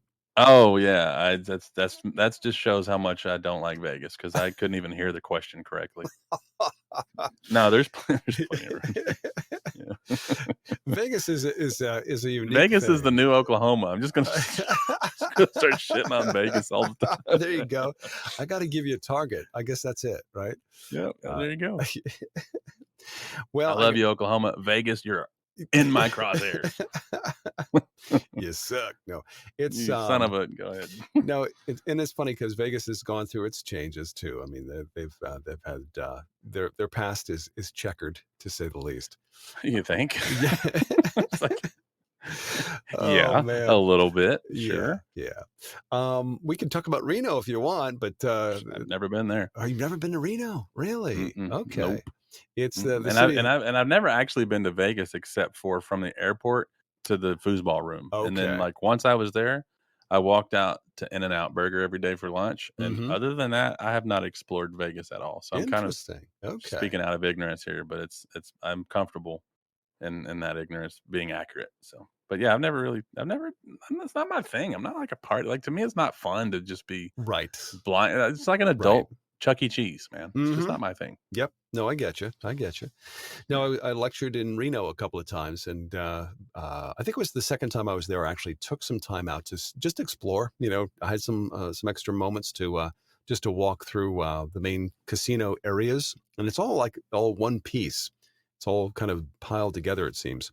But Yeah, like a it's pile. kind of like walking through a mall, but it's gambling instead of just buying shoes. But yeah, not impressed. Wasn't great. Shoes can be their own gamble. Yeah, huh? A little cheaper, maybe sometimes, but yeah. I bought this totally unrelated to anything that anybody cares about, but I gotta say it or it'll just be bouncing around inside my skull until later. But I Okay. bought a pair of shoes for the first time in probably a decade What? about 2 weeks ago. Yeah. You bought I haven't shoes for the first time? What? Why? I bought Why? this is if you really want to know how throwed off I am, and I trust that it's just me and you right now having a private conversation. I'll tell you that I bought shoes in 2013 Okay. at a Nike outlet store here in the Dallas area. And the pair of shoes that I tried on were so comfortable and I liked them so much that when the dude told me, "Oh, these are discontinued. They don't make these anymore." They only had like 6 or 8 pairs left Mm-hmm. in my size. Um, I think it was 4 of the solid black ones and then 4 of the gray and red ones. So there were a total of 8 pairs of shoes left in my size. Care to guess how many pairs of shoes I left with? Did you buy all of them? Bought every single pair. It was like almost $1,000 worth of tennis shoes. Seriously. And yeah, because I didn't know if I would ever find another shoe that fit as well as those and that were Man. comfortable and everything. So I'd go back, I'd take out like a black pair and a gray pair and I would alternate and then the other 6 I stuck in my closet and Wow. they just stayed up there. And so when I had a pair of shoes, bite the dust. That was throw 'em 10 away. years. 10 years of shoes Yeah. you bought all at once. 2013. It's towards probably like August of 2013 Wow. is when I bought all those shoes, and then That's they recently amazing. ran out, maybe a year or 2 ago, Okay. and maybe a year ago actually, because I was wearing the last pair I was wearing in the crash actually, and they destroyed them, taking them off my feet. So that was the end of those Jeez. shoes. Jeez. And Wow.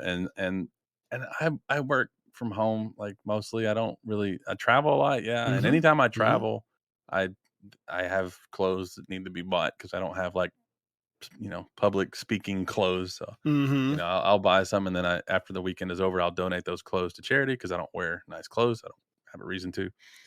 My daily attire is like either I'm barefooted or I'm wearing like sandals, and then I have gym shorts and a t-shirt. Like that's just That's what it. I wear. That's it. So, It's comfortable. but I needed some new shoes a couple weeks ago because I was going out to dinner with some friends, and I didn't want to wear. It was a place that had a dress code. Oh, So. you mean they wouldn't let you in without your shoes on? Is that what you're trying to say? Right. Remember the steakhouse I was talking about a few episodes Yeah, ago? man. You were talking about this amazing steak you had. So I had to go and buy shoes so that I could pass the dress code. And I just bought some basic, plain, all black tennis shoes. Wow. And so I don't know Cool. why we're here talking about shoes. I But don't there know, you man. go. It just kind of came out. It's like, but for 10 years, you just didn't need shoes. You had a stock. You had why would I? a supply. Shoes are so overrated. Right? Well, tell my wife that, would you? Please. Okay. Get her on the horn here. We'll talk. Yeah. It's so funny. Women do have a totally different perspective because it has to be, there's a certain time of the day that has to require a certain shoe, and certain, situations require a certain kind of shoe. So I have, let's see, I'm trying to think now. I have a pair of shoes that I wear if I go to the studio where I work. If I go there, I have, I'm not allowed to wear tennis shoes there. But I'll wear. Well, you got to wear dress shoes or something? No, like just a pair of slip-on type shoes that are, like there's sneaker type, but they just don't look like sneakers, like a Sketcher kind of thing.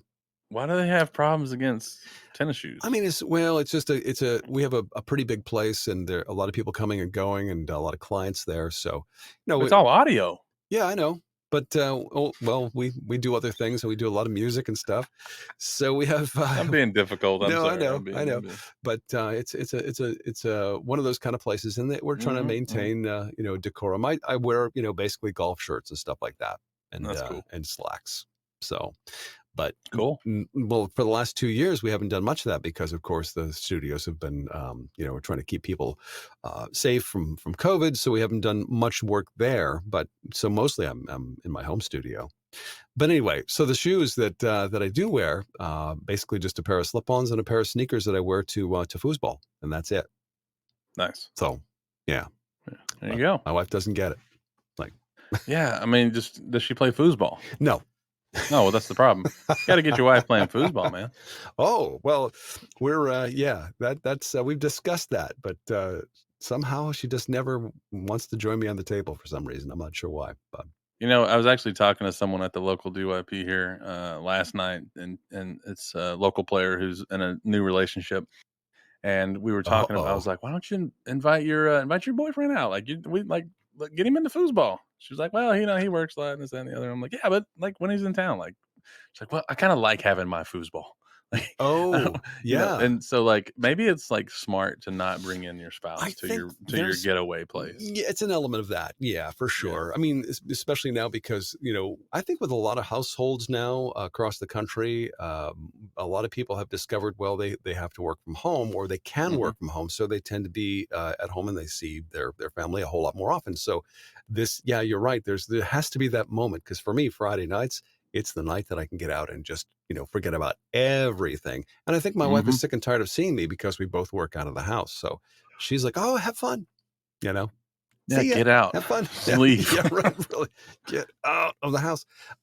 Yeah. So it's. I think there's a lot of people across the country that are going through that same thing now. They're readjusting, kind of learning to live in a different existence. With being at home more often. Yep. It's And a they good got their thing. Zoom uniforms too. It's only waist up. The what Zoom uniform? Oh, the Zoom. Zoom uniforms. You never heard of the Zoom uniform where you're like suit and tie from the waist up, and then Yes. below the waist you're like boxers and barefooted, and like A ratty old like pair of sneakers. a Yeah. leg holster for your beer I or love something. it. Yeah. So what do you think? And I have to ask you this question because, of course, now the debate has been going on about attire at foosball matches. Back in the day, there was it was required that you wore a collared shirt back in the 70s, early 80s of foosball. So what do you think about that now? Do you think there should be a Hmm. dress code? Here's what I think about that. And by the way, to let you know where my head is, at the beginning of this question, I thought you were going to ask me about a tire, Oh, and I was gotcha. trying to wonder how you were getting tires. Because you said something about a tire. You want to ask me about a tire? I'm like, well, this is a very specific I question. see. Okay. Yeah, and I'm not even kidding. That's how dumb I am. Live too close to Oklahoma, so I think um, a tire. This is a fun conversation because if the question is should they require should they have a dress code, I would say that the answer to that for me is no. It shouldn't be a should. I'm not saying that it's like bad if they don't enforce Mm, a dress code. okay. What I will say, and then I'll go into risking contradicting myself, is that when I bowled a lot, there's absolutely a dress code in bowling, Right. in golf, and other things like this. Yes. And I think that dress codes, if they're done right, I think they're good. And so, I'm watching a match right now. You know, while we're talking, I've got the stream up, and I'm seeing, you know, I won't even name who they are because I don't want it to sound like I'm making fun of them. But it's four players who are all like top tier players, and Mm-hmm. I'm enjoying this match. And it doesn't take away from me. It doesn't take away the spectator value because one of them's wearing gym shorts, another one's wearing cargo shorts. You Right. got one guy wearing a t-shirt with a logo on it that I don't know what it is, and then Mm-hmm. Mm-hmm. and then there's so does it matter to me that they don't look like nice enough? No, not really. But I will say that I think that if there were some loose requirements around dress code, like I don't want to force people to wear a collared shirt, Right. but like there should be like wear a collared shirt or wear a t-shirt that looks a certain way, like it's nicer. Oh, It yeah. drives me nuts seeing barefooted flip flop wearing players in table one matches. I think it's disgusting, Yeah. and I also think it's bad, for people looking from the outside, who don't Well, know, that's like it. a valid point, right? Where we're trying to And attract people to the sport, and yeah, if they kind of come in and go, "Oh, did I stumble on the homeless shelter here? I mean, exactly. Yeah, I what's mean, up with this?" there's people who look worse than that, and I'm one of them, by the way. I wear flip flops, so I'm putting myself in that conversation. But I think so. To answer the question is, I think that it would be nice if there was a dress code, as long as it didn't restrict the comfort of the players who are playing. So I got you. I'll go the other way too. I don't like when people overdress. It's like, dude, why are you wearing a suit and tie at the table? Like, take it down a notch. Right, Like, right, right, right, right. it's not it's not to me. Foosball tournaments aren't cosplay, Yeah. conventions. No, there's So business casual. yeah, There's casual. I mean, whatever right. level you want to choose. And I think there's a valid reason for all of that.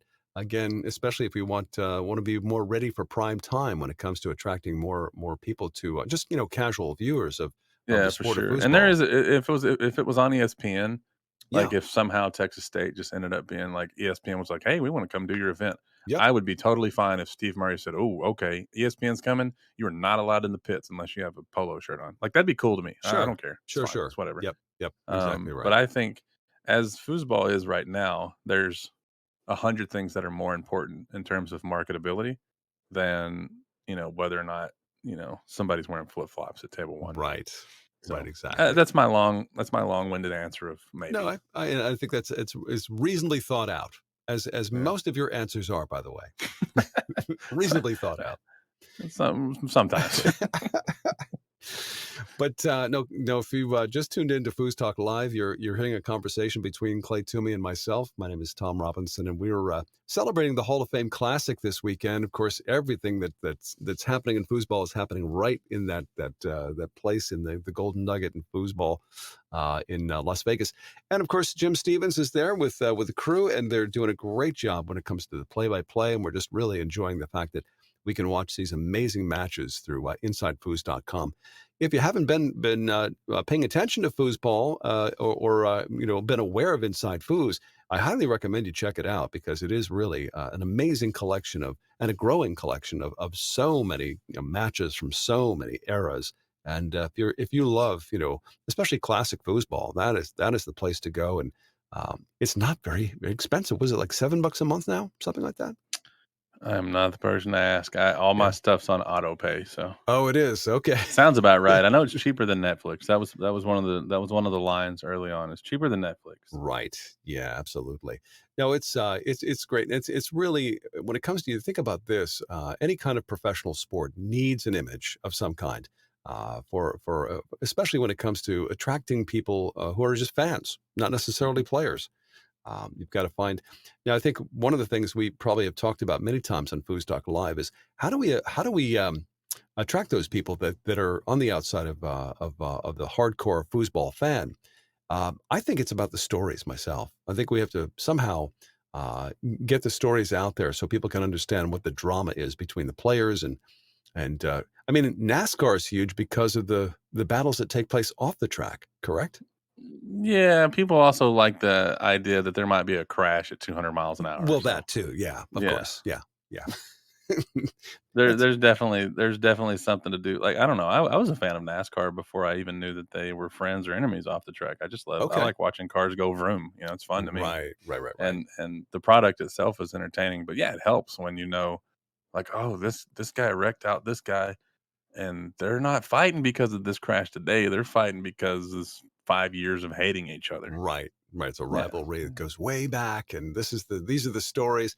Not to say that we want to have Tony and Ryan go through fisticuffs, before or after a match. We're not talking about that, but Yeah. just the relationship, and of course, how I think if we think about Foosballers the movie. It did actually go in that direction. It started to show us what do these people really like behind the scenes. What does it mean to them to win, to be the best in the world when it comes to the sport of foosball? And hmm that to me, that was compelling. And Oh, that was one of the greatest media things that ever happened to the sport of foosball. I think it's Right. better than when the ESPN did come out. I think Yeah. Foosballers is the number one piece of media that ever happened to foosball. No question And about so it. I think all we need to do is just raise $40,000 a year to make that an annual thing. Yeah. And if you know anybody that has that kind of money, I'm down to call, Hesslinga and let him know, hey, dude, we want to do another one, and just Right. do it every year. Foosballers 22, Foosballers 23, It's- Foosballers 24. There you go. And we Heck yeah, definitely dude. need to get Joe back on the air, by the way, Joe Hesslinger. Yeah. And Joe, if you're listening, join us sometime soon. Because Dude, we're friends on Facebook. I could have just messaged him, dude. right, that would have been Yeah, great. it's a little late now, but yeah. Well, for the near future, of course. And we have so many things happening in the very near future as well. I mean, you've got the World Cup this year. Geez, and that's June 28th through the July 2nd. Is that the date in Nantes? Nantes, If I France? just smile and nod my head, is that acceptable? Yeah, 'Cause right. I don't know the day. Yeah. I can tell you when Linhart Worlds is because I'm going to that. But I think going to- World Cups is. You go to in July. Leonhardt? Really? Yeah. I'm gonna. Yeah, it's gonna be in Okay. Germany, East Nice. Germany, or somewhere over there. Well, it no longer is East Germany. It's all one country now. Okay, but there's East Texas. It's a thing, even though Texas is all one thing. Like South Dallas, East, like you can still say directions. Like I'm not saying like Okay. Like, all right. yeah. All right. I get you. Yeah. So I didn't mean that kind of East. That's like I'm not even old enough to know that's a thing. I don't know what the Berlin Wall is. And even if I was, I grew up in dude. Texas. My education sucks. I don't know that was like a verbal slip. There was. It's gonna be in Germany, Mhm. and if you're looking at the map, it's gonna be on the right side of it. There you go. Okay. So I like that. That works. we got that straight. Okay. Isn't it odd though? Ronald Reagan's dead. There's a whole generation of people like yourself who are not even aware of the Soviet Union being a thing. I still call him that. Is that wrong?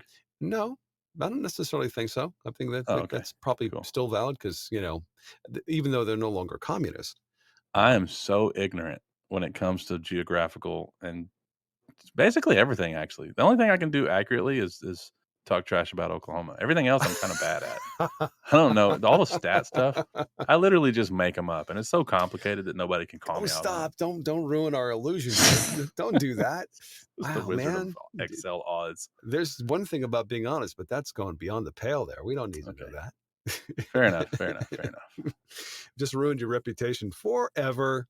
Yeah, trust me. If you Google me, the reputation is unruinable. Yeah. It is already at a flat zero. You can't get worse than bad. Oh man, but it's better to. I guess it's so funny when I was working, especially in the marketing end of broadcasting. One of the mottos was, if you can get people to pay attention to your commercial, whatever it might, how bad it might be, you're still ahead of the game. If people remember your name, and I can think of many different examples of that, like local commercials that were horrible, and the people that were involved in producing those commercials were not honest, but everybody knew who they were because of that, because it was so horrible and so outrageous and so just cheesy or whatever. People would flock there and buy their stuff. Yeah, that's why people like Mark. Yes, It's. I'm clipping that and sending it to him. That was quality. That was a good punchline at Mark's expense. We'll use it. All right, cool. But no, it is funny because there are situations, and I don't say we have to do this for foosball. In fact, please don't do this for foosball. But yeah, if even if people think, oh, that's such a horrible thing, they still remember the name. They still remember the product or whatever it represents because of the thing that outrages them the most. Mm-hmm. So, yeah, absolutely. An odd thing we do, but I digress. Like I said, I say this constantly. People are so peoply. Could you be not so peoply, please? Could you just take it down a notch with your level of peopliness? It's the people thing that really, I just on a daily basis, I'm wondering why. What is up with that? People. Well, I got to say, Hall of Fame Classic. I mean, it's come and gone almost. And what's left now? What do we have? Open doubles. Yeah, that's what we have. And I'm suddenly thinking like I don't want. Yeah, it's what we have. Yeah, that's what we have. I'm wondering how specific we want to be with this, so that when the download comes out, people won't be able to know who I was talking about a minute ago with how they were dressed. But Yeah, open doubles, senior Cool. doubles, pro doubles, and we have expert mix that just kicked off apparently according to the Right. matches in progress there, and designated mixed, which is there's 4 teams left in that. Shocker, by the way, that Go Brandon figure. Moreland and Ellen Moon are in that. Right. And and then also Sparky and Midori are still in it. Todd and Hannah are still in it. Brandon Munoz, Warren and Karen. So Just there's for 5 teams left. for the sake of those who've just tuned in, we were going to have Midori on the show tonight, but turned out that wasn't going to be possible. So, well, Clay, if you could just give us an idea as to why Midori couldn't make it tonight. Welcome to FoosTalk Live. That was Midori Kimura. She lost her voice this weekend at the tournament. Yeah, but she violently apparently. Yeah, that was yikes. But she gained several wins, so yeah. That's wow. That's dude, if I could play that well and succeed at that level, and all it cost me was my voice, sign me up, dude. Love it. Sign me up. That's dedication right there. Yep. And she's a nice person to boot. She's all right. She's all right. She's all right. Yeah. She's all right. Yeah. She's okay. Well, any parting shots before we end this debacle? Man, I feel like there's been so many shots that have been fired at the whole. I mean, it's 2 hours of just shooting. Hey, man, we took on we took the shot this time. Yeah, I think. The upcoming tournaments are really, I think, all that's left to talk about. And yeah, I'm sure you've got those ready to roll. But again, I really wish that I could be at Texas State this year, and I'm totally bummed I'm not going to be able to. It is the one tournament that if I only go to one, that's the one that I go to. I mean, Steve Murray, he is such a class act, and he does such a great job with his tournaments. I mean, it's just he's a player. I mean, that's why they call it the Players Championship. And I know players run other tournaments too, but sure, it's just it's different here. The tournament room, you can drive a pickup truck between the tables. Like, it's a big room. It's the Players Championship. No, so. It was one of those, because I've been in probably, I don't know, 300 different hotel rooms in my life because of work. That the hotel room was just fantastic there. Yeah. So, and he picked a very classy place. But the Players Championship is coming up May 27th through the 30th, and of course the details will be out very soon. I just saw the announcement today, in fact. So, looking forward to that. Memorial Day weekend every single year. There you go. That's it. And then Oklahoma coming up in a few weeks. At the end of next week, I'm pretty sure I'm going to that. I'm going to go take some. I'm going to take some self-defense classes, hire a bodyguard, do some other things to make sure that it's safe, and then be in Oklahoma State. Yes, and Florida State's going to be great this year. They're already sold out there at the hotel in the Holiday Inn at the 10K Florida State Championships, April 28th through the May 1st. I mean, a lot of good things happening very, very soon. Foosball's back. It is, man, and we are so psyched about that. So, Clay, man, you came to the rescue here. Everybody else has lost their voice tonight. Yeah, it'd be like that sometimes. I'm glad I could be here. Thanks for having me on. Oh man, I enjoyed it. Absolutely. Let's do this again more often. I'm down. No offense, Jim. No offense, Mark. No offense, Adam. But it's nice to get a word in edgewise on occasion. Get this thing back on the rails, Tom. Oh, all right. Well, thank you so much for tuning into FoosTalk Live. Of course, this has been the Hall of Fame Classic celebration, I guess you could say. Once again, we do want to say congratulations to the latest additions to the Hall of Fame, Christina Fuchs, also Tom Yor, and Charles McIntosh. Congratulations, guys, and looking forward to next year's 2023 Hall of Fame Classic, and hopefully we can all be there together. Thanks for tuning in to FoosTalk Live. Foosball tournaments are everywhere. FoosTalk Live proudly presents a weekly update of the events near you with the FoosTalk Live Tournament Beat. Here's what's up. It's the 2022 Oklahoma State Championships, April 22nd through the 24th at Magoo's, 5002 South Memorial, Tulsa, Oklahoma. There comes the first 518 Foosball Club Monster Smashdown Limited. Swiss format, April 23rd at Trick Shots Billiards and Wicked Eatery, Clifton Park, New York. Register in advance at 518 Foosball Group Facebook page, limited to 24 players.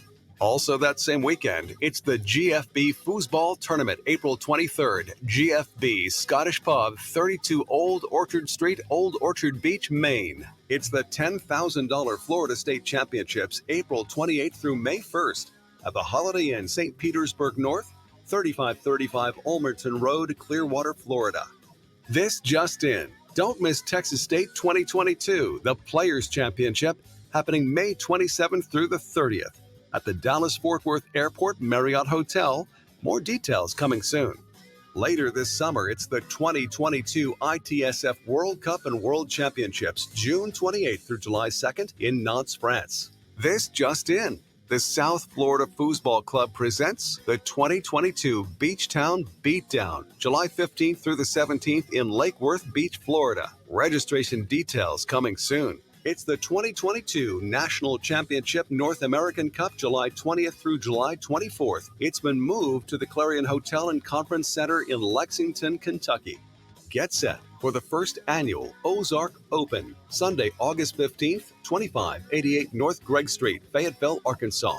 Each week, we do our best to give you the most up-to-date listing of foosball tournaments near you. If you have an event you would like to add, send us all the details at info@foosballradio.com. Tune in every week for the FoosTalk Live Foosball Beat. FoosTalk Live is a product of InsideFoos, all rights reserved. Brought to you in part by InsideFoos.com, Protectoflex, Rodlock, 518 Prince, Foosballers the Movie, the USTSO, and Foosball Clubs USA. Tune in again next week for another episode of FoosTalk Live. In the meantime, We'll see you foozin'.